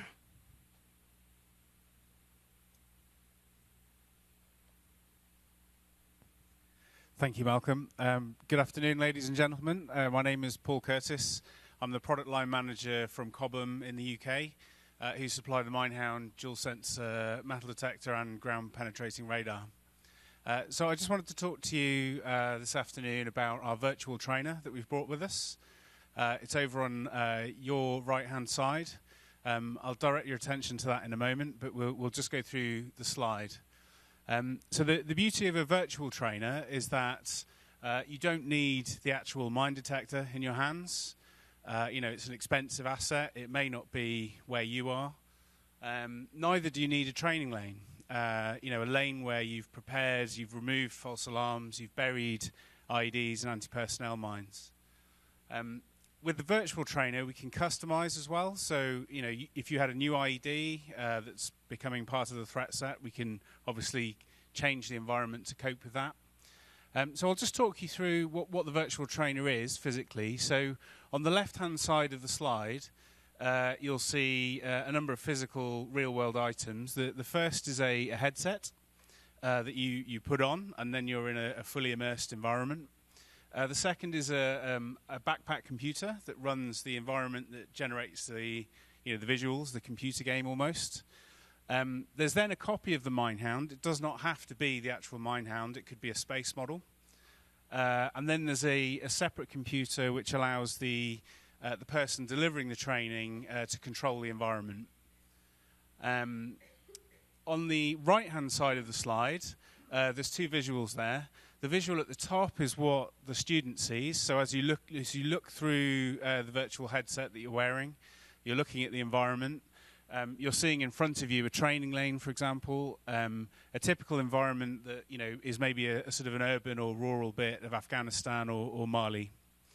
The bottom image on the right-hand side is a visual of what the person delivering the training sees. So that's their configuration screen, where they can place mines or IEDs, change the depth of them, and change the location of them. The beauty of this system is that You can get training indications, training data. You can train anywhere.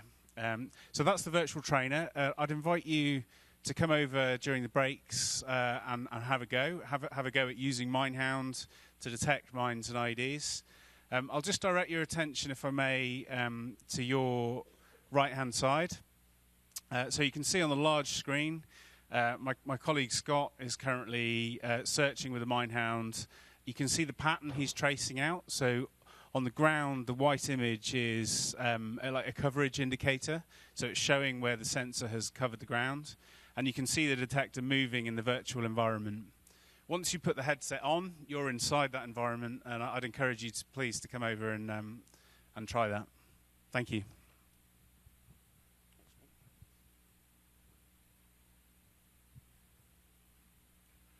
Okay. So we've been through our... Is this one? I need remedial training and microphones. Okay, once we've done all that training and we're actually out on ops, mentored operations, and the MINUSMA troops actually find an IED, then we've got to do something about it.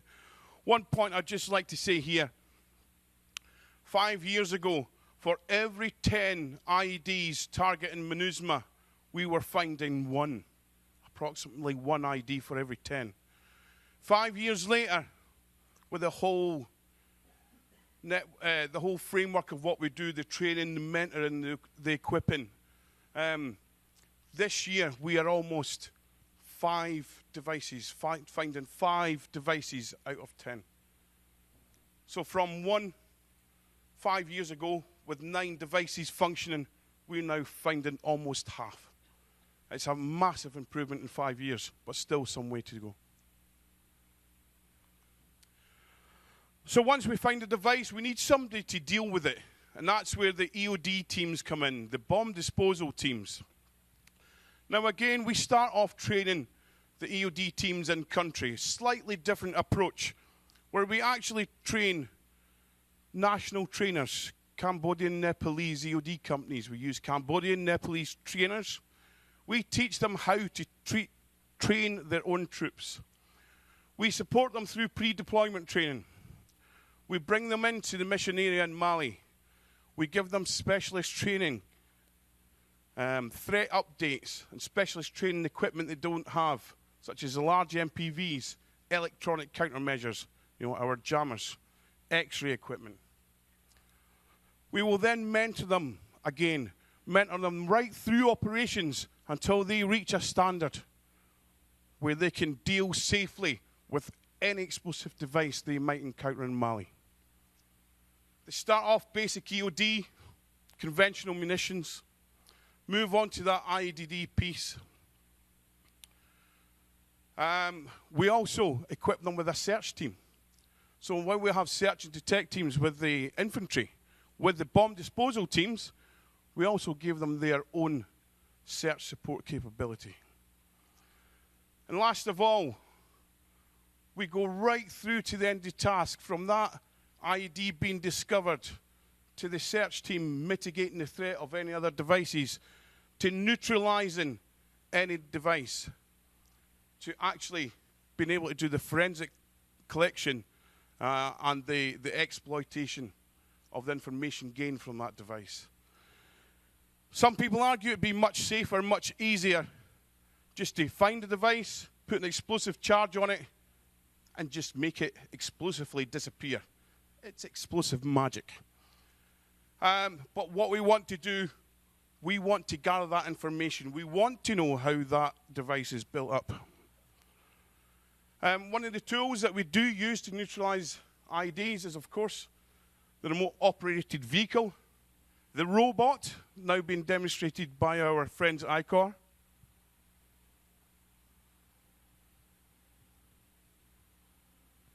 Good afternoon. Good afternoon. My name is Andrew Kavalierski. I'm the Vice President of Sales for ICOR Technology. We're an Ottawa-based manufacturer of robots. We're a supplier of the Mark III caliber robot you see here, along with the mini caliber robot and the caliber T5.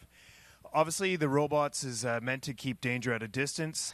when you're dealing with explosives, having a standoff between the explosive and the operator is the best way to keep people's lives intact. The robot is able to deploy X-ray systems to do investigative techniques.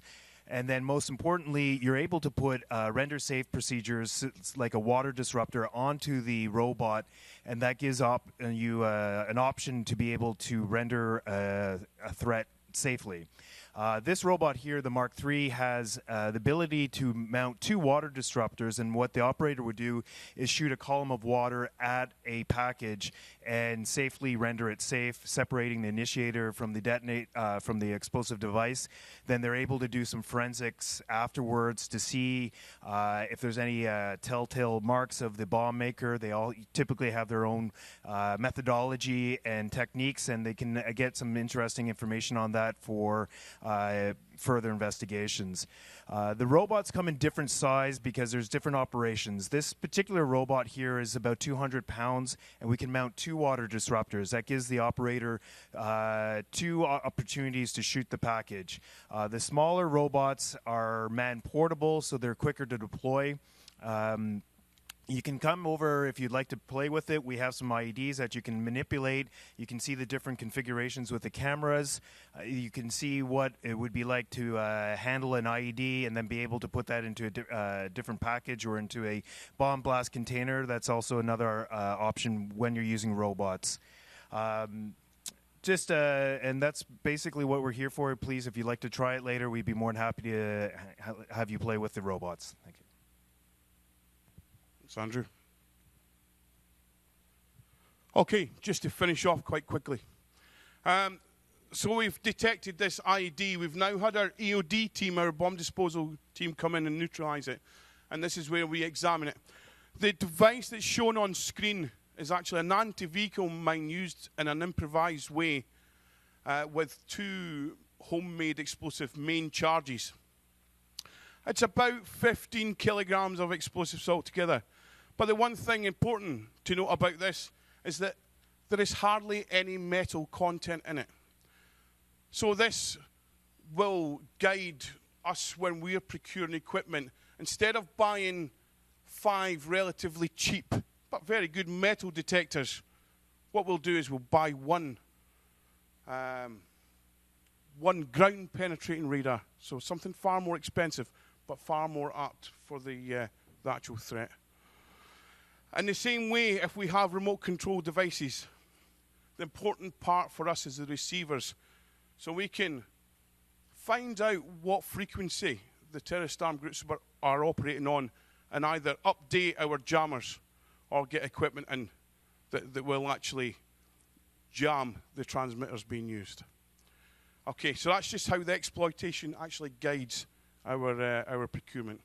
Also within that, if we find there's any new techniques being used by the terrorist armed groups, then we'll use this information as well and push that back into our training cycle. That's about it from me.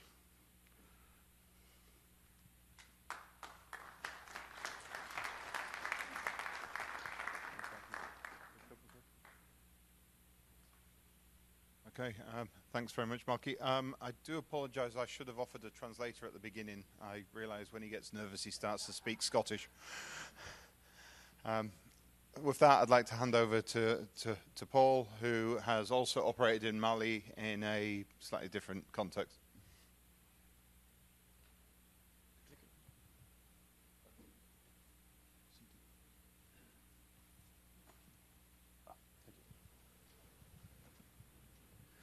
Ladies and gentlemen, Lieutenant Colonel Paul Janssen from the Dutch Army. It's a privilege for me to be here today. I was deployed 2 times to Mali in 2014 with the 1st Dutch contingent. I was working at the force headquarters in Bamako. I was the advisor to the force commander for the Special Forces contingent, doing reconnaissance patrols in the northern part of Mali. And I returned last year in 2017 as the commander of the long-range Recce Patrol Task Group. I was there for about 4.5 months on operations in the northern part of Mali. I'm not an EOD or engineer or UNMAS specialist. I'm an operational commander. So my presentation is about, from the operational point of view perspective, on how to mitigate or counter the ID threat in a country, especially like Mali, where we know from the former presentation there's a considerable threat we have to mitigate. Just a short overview about the situation in the northern part of Mali. Probably the most of you have had briefings about the situation. I will not go into detail, but just to see what is happening right now. We see here the platform and the CMA, the compliant armed groups, so the armed groups that will support the peace accord, but we see a lot of other groups also operating in the northern part of Mali, the terrorist armed groups or the TAGs. And we see them basically all over the country, and they all own basically their own piece of terrain.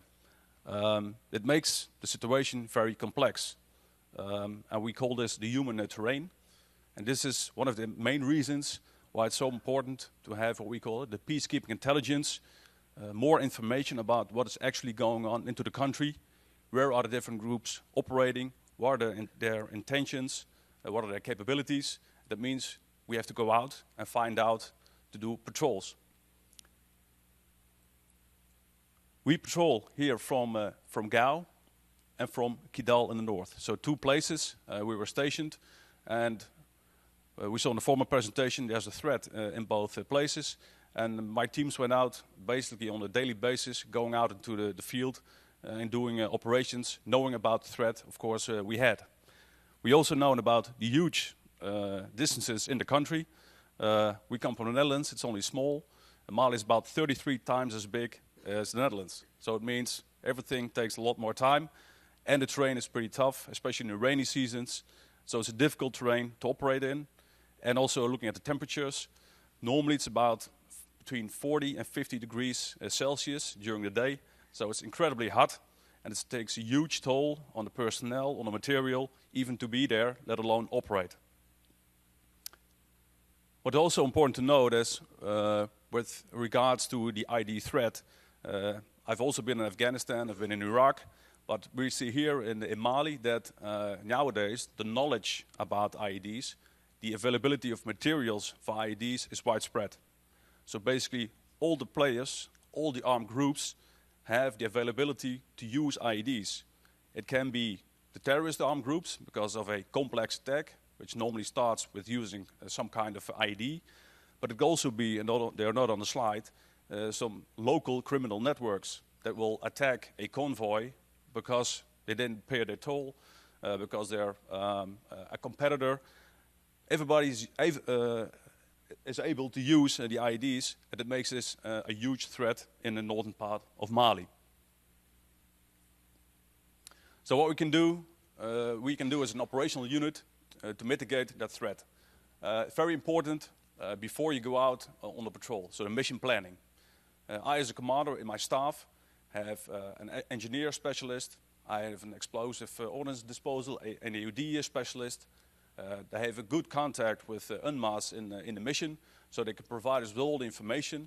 And it's very important as a commander that you use that information and use your specialist. So maybe it's an open door, but sometimes because commanders just want to go out and do their missions, they forget how to use a specialist, their knowledge about where you can go and which routes you can take or not. So before we go out on a wire, on the patrol, they will do an in-depth analysis of the terrain, but also all the knowledge we have from the past.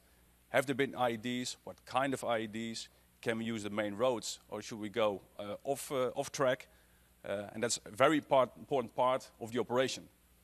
And especially because we basically, or every patrol we do is a different mission, but if we have the regular units within MINUSMA, they will basically do the same patrols maybe every day or every couple of days, which makes them very predictable, just as we saw with the convoys. So especially also for those units, it's very important to do a lot of planning and not be predictable. So leave the camp at different timings, take different routes every time, and also keep track of where you've been, because probably the enemy will put an IED there the next time. So then, when you go out of on the mission during the mission execution, then it's basically defeat the device, where we also see in other presentations, stick to the drills. The guys have had a lot of training, they know what to do, but they actually have to do it also in those harsh environment. So when it's so warm, because you know it's a threat, you really have to get out of the vehicle and do your thing. So it takes a lot of discipline. It takes also the commander who's alert, all the guys who are alert, because if you have basically a lack of just a couple of minutes that you're not watching out for yourself, don't have what we call have the 360 perimeter safe, then we know from experience that the opposing units, that the armed groups, they will use it. They are smart, they know the terrain, they move, they watch how how we operate, and if they see a chance, they will not hesitate and they will attack. Then after we come back, the mission evaluation. So for every mission we learn. We learn about, of course, the information we get from the population, but we also learn about the routes we've taken, maybe the information we got from the population about the threat. We have to make sure that we use the information for ourselves for the next time, but we also share it within the mission in MINUSMA with the other units, because probably next time there will be another unit on that same route. We have to share it with UNMAS, because if we share with them, we know it will be widespread within the mission, and it's very important that we share that info. So how does it look like to go out on the patrol?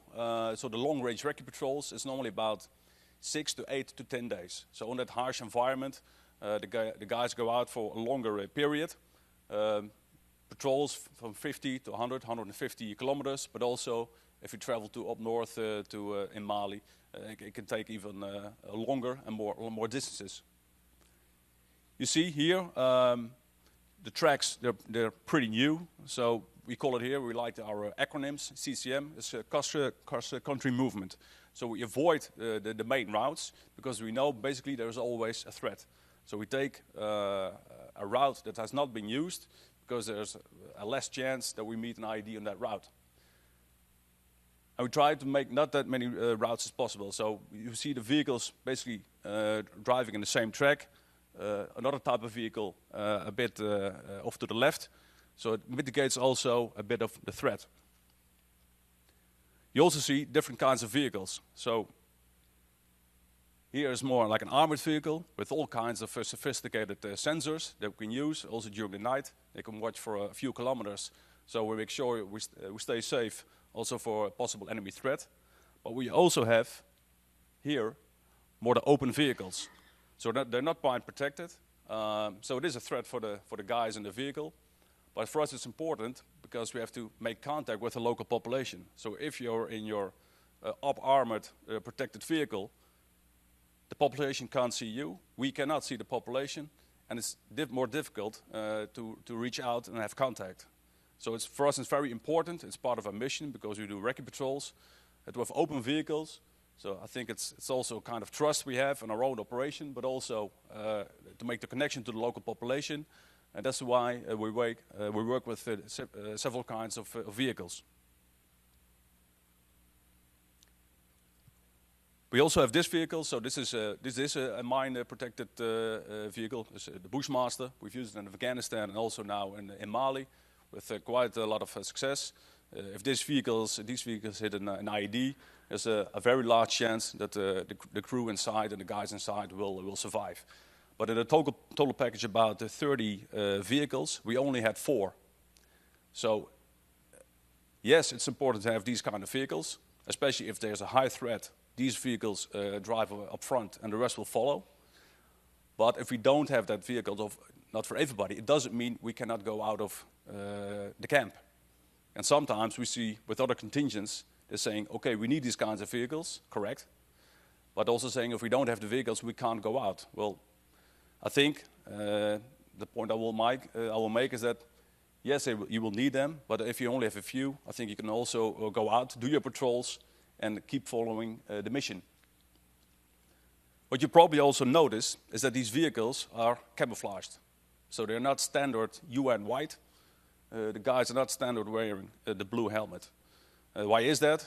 Because we go out on a long patrol, We are far, far away from all the UN camps, and it means we're basically self-supporting, and also if there's attack.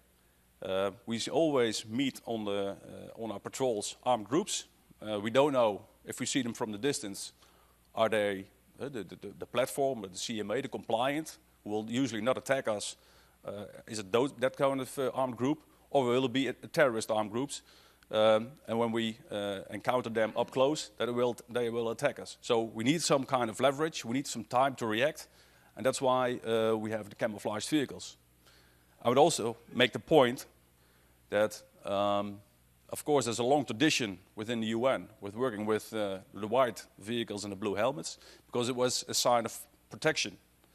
But unfortunately now we have armed groups operating also in Mali who don't follow the rule, don't attack the white vehicle or the blue helmet guy. Now, it's basically maybe even the other way. It makes them an easier target because they see them coming from a long distance, and it's easier in a difficult terrain in Mali to attack them. So for us, it was basically a standard procedure to operate with the camouflaged vehicles. Yes, we have the markings, but also the armed groups in Mali, they know who we are. So they know from the distance, they know the posture of the unit, they know that we are from the UN, they know that we will not attack them, that we are always trying to make contact and talk to them, but they also know if they attack us, that we will hit back and hit back hard. So it's also a measure of protection. So if you go out on a patrol, and like I said, it's important also for us to stick to the drills. The guys have got to get out of the vehicles and do their search. And it's tough because the equipment they're wearing is about, I think, 25 kilos. So they got the helmet on. It's probably 40 to 50 degrees. So it's intense. And maybe if it's a difficult terrain or a dangerous terrain, they have to be searching for a couple of hours, knowing that there's probably enemy around, watching them, maybe prepared for an ambush. So it's a huge toll for the guys to be out there, but we know we have to do it because also for the protection for us, but also to be able to execute our mission. We also have another kind of vehicle, the quad, all-terrain vehicle, the ATV. We also use these as a different modus operandi, and we use them in Kidal, up north in Mali. It was also always known as a very difficult city to operate in, with a lot of threat.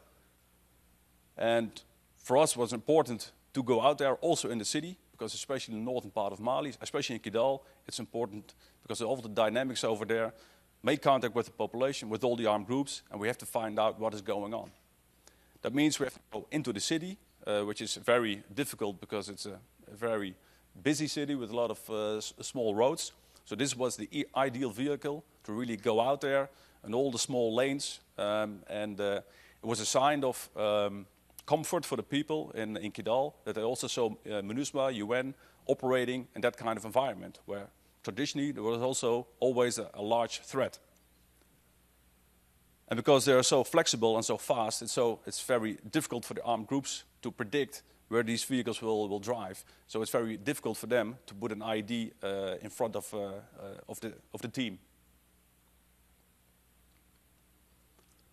But also have to mention, of course, the helicopter.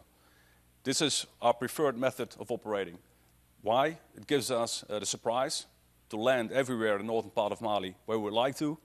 It's also fast because of the huge distances. But of course, if you use the helicopter, you don't go by road and you don't have the threat of the IED. So this is, for us, a very important asset. But we also know it's a very scarce asset. There's only a few available in the mission. Luckily now, Canada has provided the mission with Chinooks. So there's now transport helicopters again.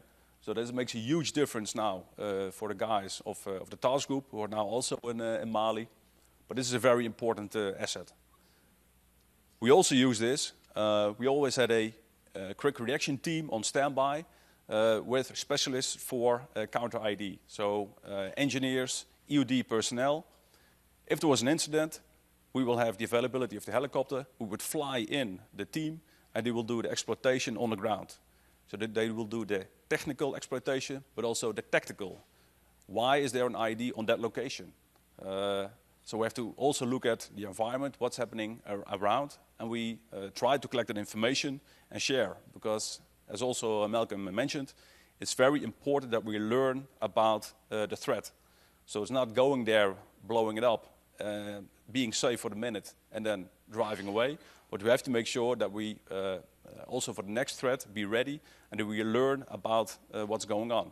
There was one example when we flew in. We had information about a triple IED. So an IED, basically from 3 parts, that was mentioned in the report. So for us, it's very, very important to go in, because we hadn't heard of that kind of IED, and we had to make sure that we've seen it before it was blown up, so we can learn about it and inform the rest of the mission. So we flew in a team, and eventually what it turned out, it was just one IED that had already been blown up in 3 pieces. But because the guys on the ground didn't have the experience, they didn't know how to handle it. So that's why it's so important to bring in the specialists, make them learn about what's going on, and provide the information. So to conclude my brief, the key takeaways. The IED threat can be countered or can be mitigated. We've been operating for 4.5 months in that period in Mali, and we didn't have any incidents. We did find IEDs, but the bottom line is you can go out of the camp and do your patrol. And I think if we can, as a unit, then all the other units and contingents can do it too. But it takes training, and it takes equipment. So you have to enable the teams, you have to enable the units to have enough experience, to have enough trust to really go out there. Because if they don't have the trust in their own training and their own equipment and their own people, they will stay on the camp and they will not fulfill the mandate and they will not execute the mission. So we have to enable them to really go out and do the job. And also learn and adapt, because as Malcolm also mentioned about the kilograms used during the with making the IEDs, we see also all kinds of different IEDs. And it's not just progress, as you can call it, progress in Mali, but we also see from other theaters. So things that are happening in Somalia, that have been found in Somalia, can at a later stage pop up in Mali. Because the guys who are doing this, we probably all know, they travel around. Information travels around, and it travels around fast. So we have to make sure that all the different missions, the information there that is collected, that is also shared. So that we don't get surprised 2 times when it's not really necessary. That concludes my brief. Thank you.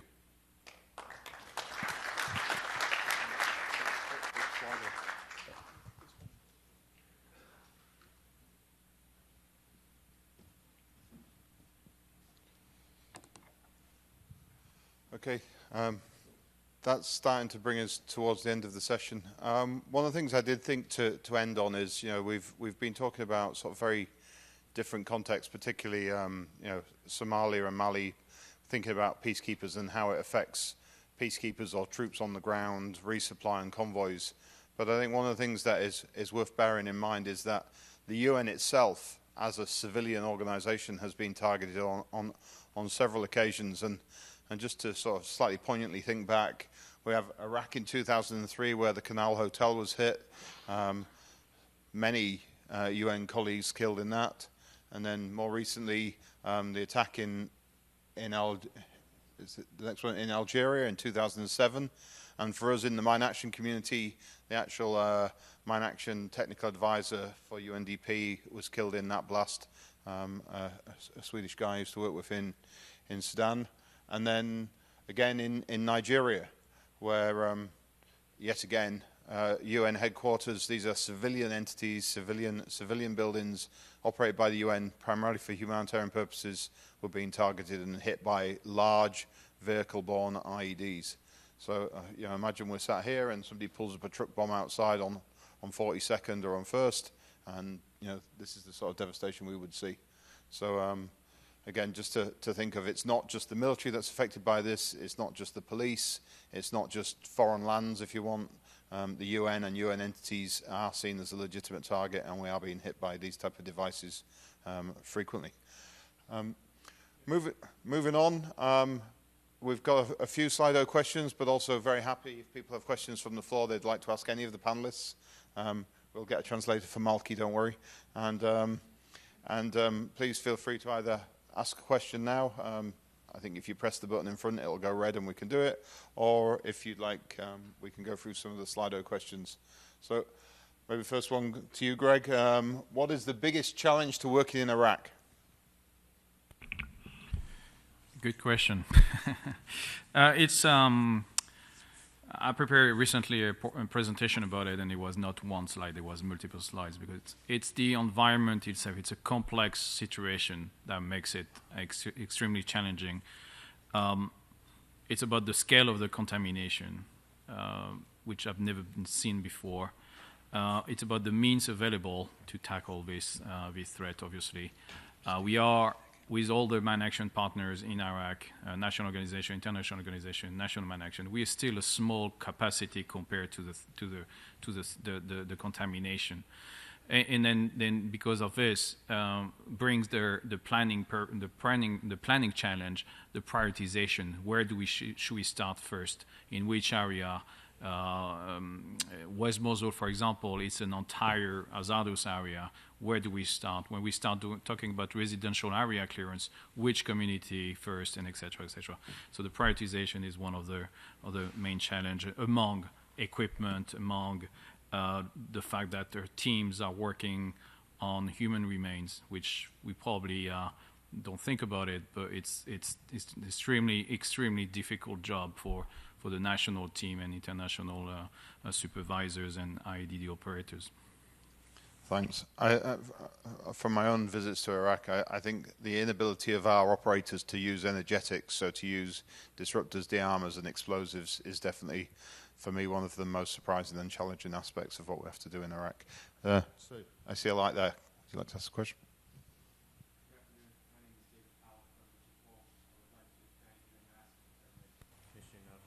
For organizing this workshop, and also, of course, to thank our presenters for the very valuable information.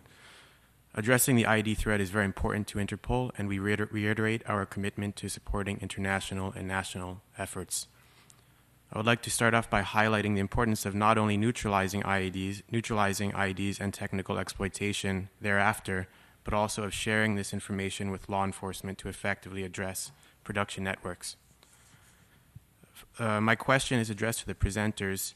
How does UNMAS in Somalia, Iraq, and Mali, and the Netherlands Armed Forces and UN peacekeepers, how do they play a role in ensuring that this forensic evidence and other relevant information collected from IEDs is shared with law enforcement for further action? Thank you very much. Thank you. I'll take the general question and I'll pass it on to my colleagues. Obviously, all of the countries we work in are sovereign states, and they have a rule of law and a judicial process. We very much collaborate with those national authorities. Now, in a peacekeeping context, as some of my colleagues will explain, there are in-country forensic capabilities. In other countries, we will assist the police in either handing over materials that are seized or in facilitating a meeting between the police and other entities that may be able to support them. But of course, being the UN, we're working in 193 member states. We have programs in 18 countries, and we're asked to provide technical advice in different contexts. But maybe Justin, if you want to say how you exploit. Yeah, so in Somalia, it's a very complex environment to work in with several different international partners that are involved in the collection of IED evidence, the exploitation of the evidence. There is a national laboratory that is located within Mogadishu that the evidence goes to, but it's currently supported by an international partner. But the Somali authorities or the Amazon TCCs are the ones that actually collect the evidence and provide it to that laboratory. There's also a laboratory that's run by the Somali Police Force, the Criminal Investigative Division, CID, that has an organic capability that's fairly limited, but they also process information. As far as sharing of information, I agree that's a critical component of making progress and reducing the number of IEDs that take place, going all the way back to industry practices and customs activities and such. So if you make contact with me, we will develop a sharing relationship in coordination with the federal government of Somalia and Amazon TCCs. Thank you.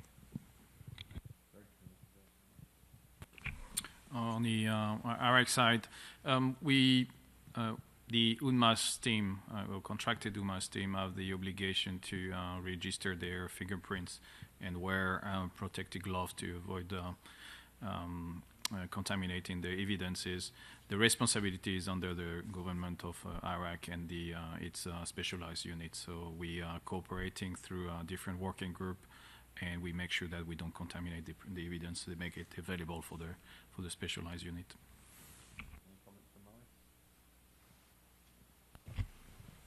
Just to add to that, it's quite a complicated process. At the moment, we've actually got three in-country labs, French, Dutch, and the Swedish, and it's more of a level 1 plus, not quite level 2 capability there. The evidence, for the time being, is still owned by MINUSMA, so it's owned by the force troops. It doesn't really go outside of that at the moment. We are undergoing a right of the policy on forensic evidence exploitation and where we go from there. So it's actually ongoing right now.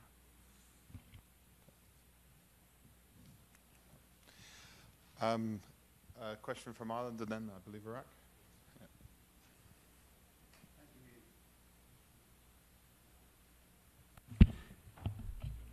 Thank you, Ian. Thank you to the Netherlands, and indeed thank you to UNMAS for hosting this this unique and very dynamic workshop on such a significant day. As an artillery officer, let me first of all wish everybody a very happy St. Barbara's Day. It's very fitting that today's workshop falls on the 4th of December, the feast of St. Barbara, who is the patron of artillery, engineers, and all of those who work with explosives. Ireland, like the Netherlands, recognised the scourge of IEDs and the need to mitigate these risks, the risk that they pose both to peacekeepers and to the civilian population. And indeed, we also recognise the importance of intelligence in this mitigation process. Ireland has developed a recognised expertise in the area of counter-IED and in IED disposal. And we are proud to be able to share this expertise with others. It was heartening to hear to see the metrics and to hear the impact that the training input is having, both in reducing the number of injuries and indeed in increasing the number of fines. I don't know what it was with you, Ian, but I understood Malcolm absolutely perfectly. We currently support Malcolm's team in UNMAS in the delivery of pre-deployment counter-IED training to the troops from Burkina Faso who are deploying into Mali. And as part of the EU training mission there, we're helping to build Malian capability in that area. We're also very proud to continue to support the OMA through the lead in the IED survivability project and indeed the Peacekeeping Intelligence project. Along with New Zealand, we're happy to fund the current peacekeeping intelligence courses that are aimed at primarily the high-risk 5 missions. Ireland congratulates and salutes UNMAS and the expertise, the resilience, and indeed the bravery of your personnel. My country continues to stand ready to support the very valuable work undertaken by this needs-driven and people-centred organisation. Thank you. Thank you.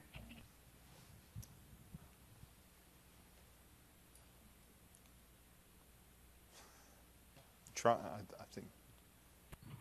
Hi. Yeah. Thank you very much. My name is Firas from the Mission of Iraq. I thank Netherlands and UNMAS for convening this workshop. I think it's very important to us to raise awareness among diplomats here in the UN.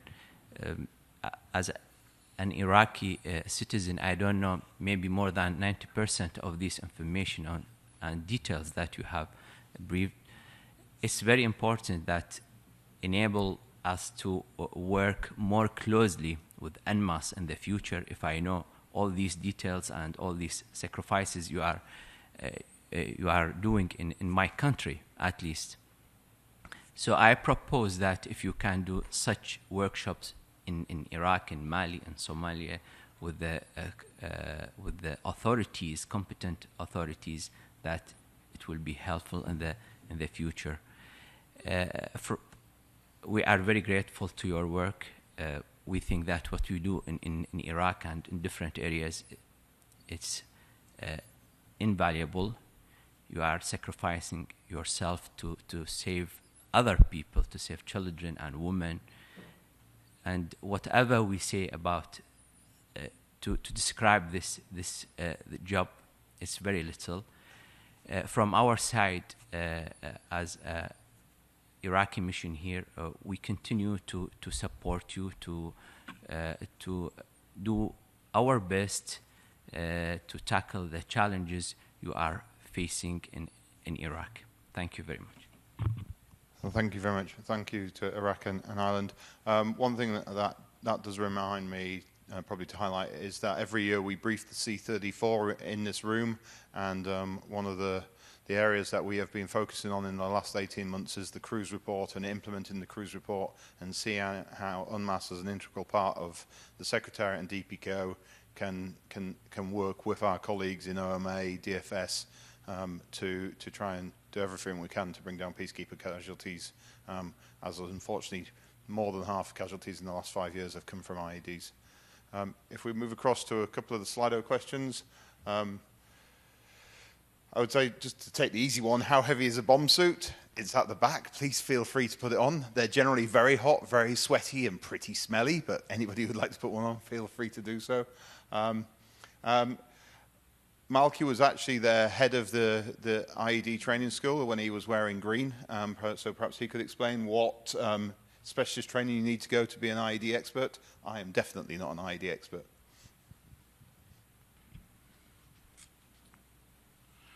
Okay, yeah, an easy one, a difficult one.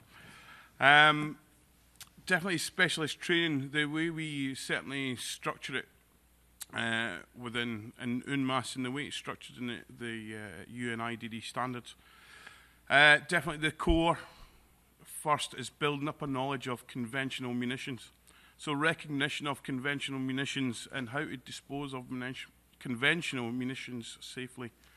And once that grounding is there, and once people have experience in that field, that's when we then move them into the very specialised improvised explosive device disposal. So we're really talking specialist equipment and specialist knowledge. And that's quite a slow process. For some it can be 6 weeks, for some it can be 6 months. It's not an easy thing. You know, to teach somebody how to ask the right question, normally a threat assessment, to carry out actions against rules and regulations that they've learned, and to mix that up in their mind with information that they're taking in visually, verbally, and just that feeling of something's not quite right, and putting together an action that means they can deal with an IED safely in their head and then putting that into practice on the ground. It's a difficult skill set. Is it difficult? Yes. We actually go just now, after that initial base training's done by the own countries, we do 8 weeks IDD training in the country of origin, which is followed up by 3 weeks of specialist training with equipment and new threat updates. And then we will follow that on with a period of mentoring. And we see the teams at the moment ready to operate on their own within 3 to 6 months. So it can be extremely complicated and extremely time consuming depending on who we're actually training. And yeah, I would add another thing to this is standards. We've had international mine action standards now for just under 20 years. Last year, the UN IEDs, so IED disposal standards, were released and endorsed. The update, as the director mentioned earlier, is to IMAS is taking place.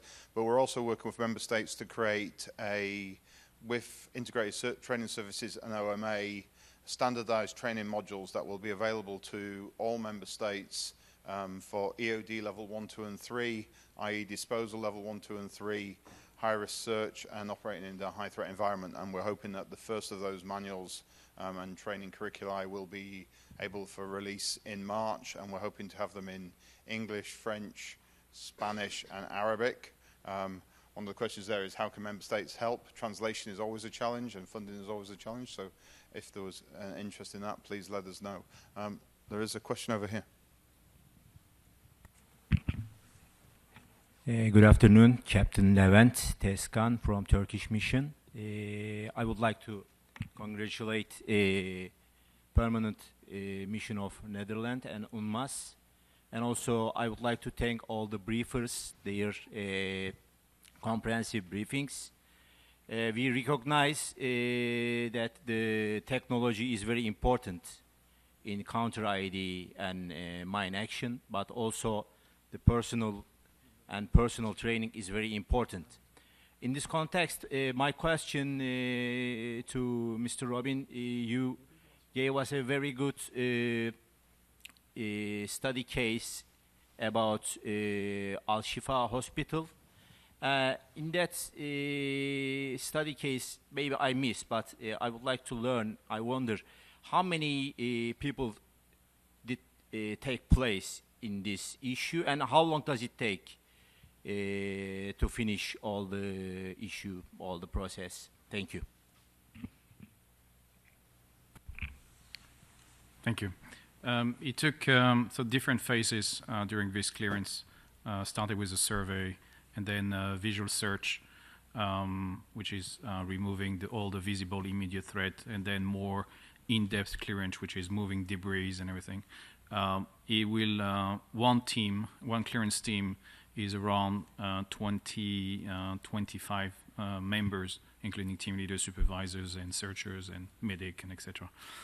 So in the case of Al-Shifa, per week we had at least 2 teams on site for most of the period, and it took us totally a bit more than a year to clear 115 buildings. This is a very extreme case of having 15 buildings. It just represents correctly, if you take one building, that's one task. So we're 115. It's in fact 115 tasks to conduct in 1 year. But it has been up and down, security situation, weather situation, and also we're running against the clock because we have also contractors already on site, contracted by UNDP. The municipality, it's a very dynamic environment where they don't wait for us. The local community wants to see the things happening, so it's a very fast and dynamic situation. But yeah, 2 teams maximum during this period of time. We have a limited capacity at this time. For 1 year, we only have 4 teams available in Mosul until July. And since July, we have increased extending operations with available funding. Thanks, Griff. for the next question, what percentage of IEDs explode? I'll just hand over to Will Mulder. Hi, thank you. Well, hopefully not too many, because there's a big shortage of personnel, of IED personnel. And even if I look at the Netherlands, as an EUD, we need 48 teams, and we have 22 teams available. So a big shortage all around the world. If I reference to the Netherlands, we have 125 incidents a year in the Netherlands, IED incidents. Mostly this is crime related, not terrorism. But unfortunately, during those incidents, 2 of the IEDs functioned.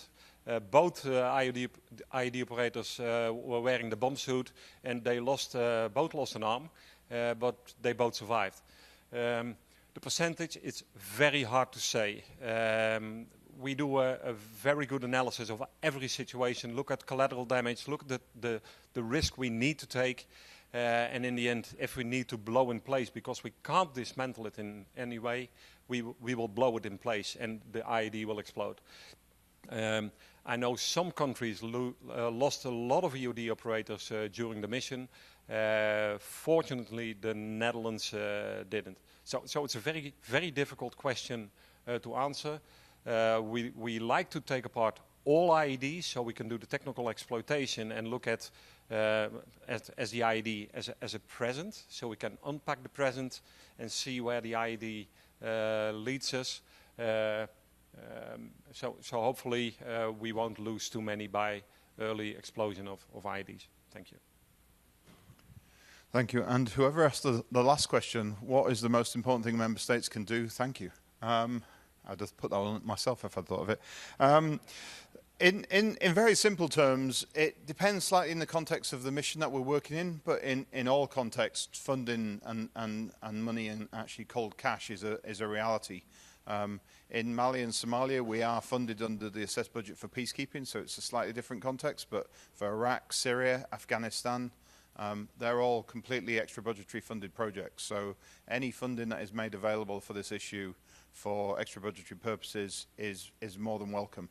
With regard to those countries where we're supporting peacekeeping directly, again, as member states, any support you can give us in acknowledging the work that we do, the support through the Fifth Committee and support through the ACABQ, support through the Security Council on any resolutions that are coming through, and again, just making sure that there is an awareness of this as an issue in peacekeeping.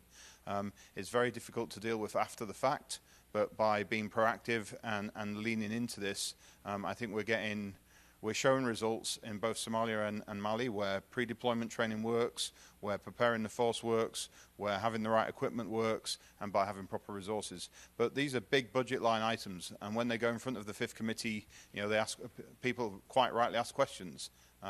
But with the support of member states within those committees and those budgetary processes, it makes a big difference. And then again, support in the form of in-kind contributions, technical support, translation of information, bilateral assistance, joining up in terms of manuals and curriculi. As I mentioned, we're going to be developing these training curriculi. The idea will be that not only will they have a blue UN cover on, they will have a red UNMAS cover for humanitarian purposes. We're talking with the AU about them being rolled out to AU members, with the IADB for Latin America, and for NATO for that, so that you would have a similar manual for each of those organizations so that we're using a standardized approach, and there's a way of looking at this. So any form of assistance, whether it is political, whether it is cash, or whether it is goodwill, it really does make a difference. And thank you for attending today and listening to what we had to say. Wrapping things up, there are light refreshments outside. I'd really like to thank all of our presenters who are this week, our implementing partners who have turned up to show the goods, the UN Safety and Security Service who demonstrated their dogs. I think it's been a very interactive session, and we're very happy to see so many people here. If you want to grab any of us individually, afterwards, please feel free to do so. As I say, we have colleagues here who are covering other programs as well. Just quickly look around. We've got Wakil, who's our Afghan Chief of Operations. Geraldine at the front covers our Middle East programs as the main desk officer for that. We have Lauren at the back who's looking after Libya and Afghanistan, Bart, who covers Western Sahara, Eva, who's covering some of the Francophone projects, and then the three in-kind experts, Brian, Will, and where's he gone? Alex. So please feel free to ask us questions. Please use the machinery, try the different things out. If you have any questions, and again, follow up either through Lee, through the email addresses on it, or my email is heslop@un.org, or feed it in through Slido. It'll be open for the next couple of days. If you have any questions, we'll be happy to answer it as well. Obviously, if you ask them anonymously, it'll be quite hard for us to answer it, so you would need to give us an email to respond to. And we'll be doing a similar presentation tomorrow to UN staff and UN personnel. So, you know, we're very much taking advantage of these guys being here to try and spread the knowledge. But please enjoy lunch and take part. Thank you very much for your participation.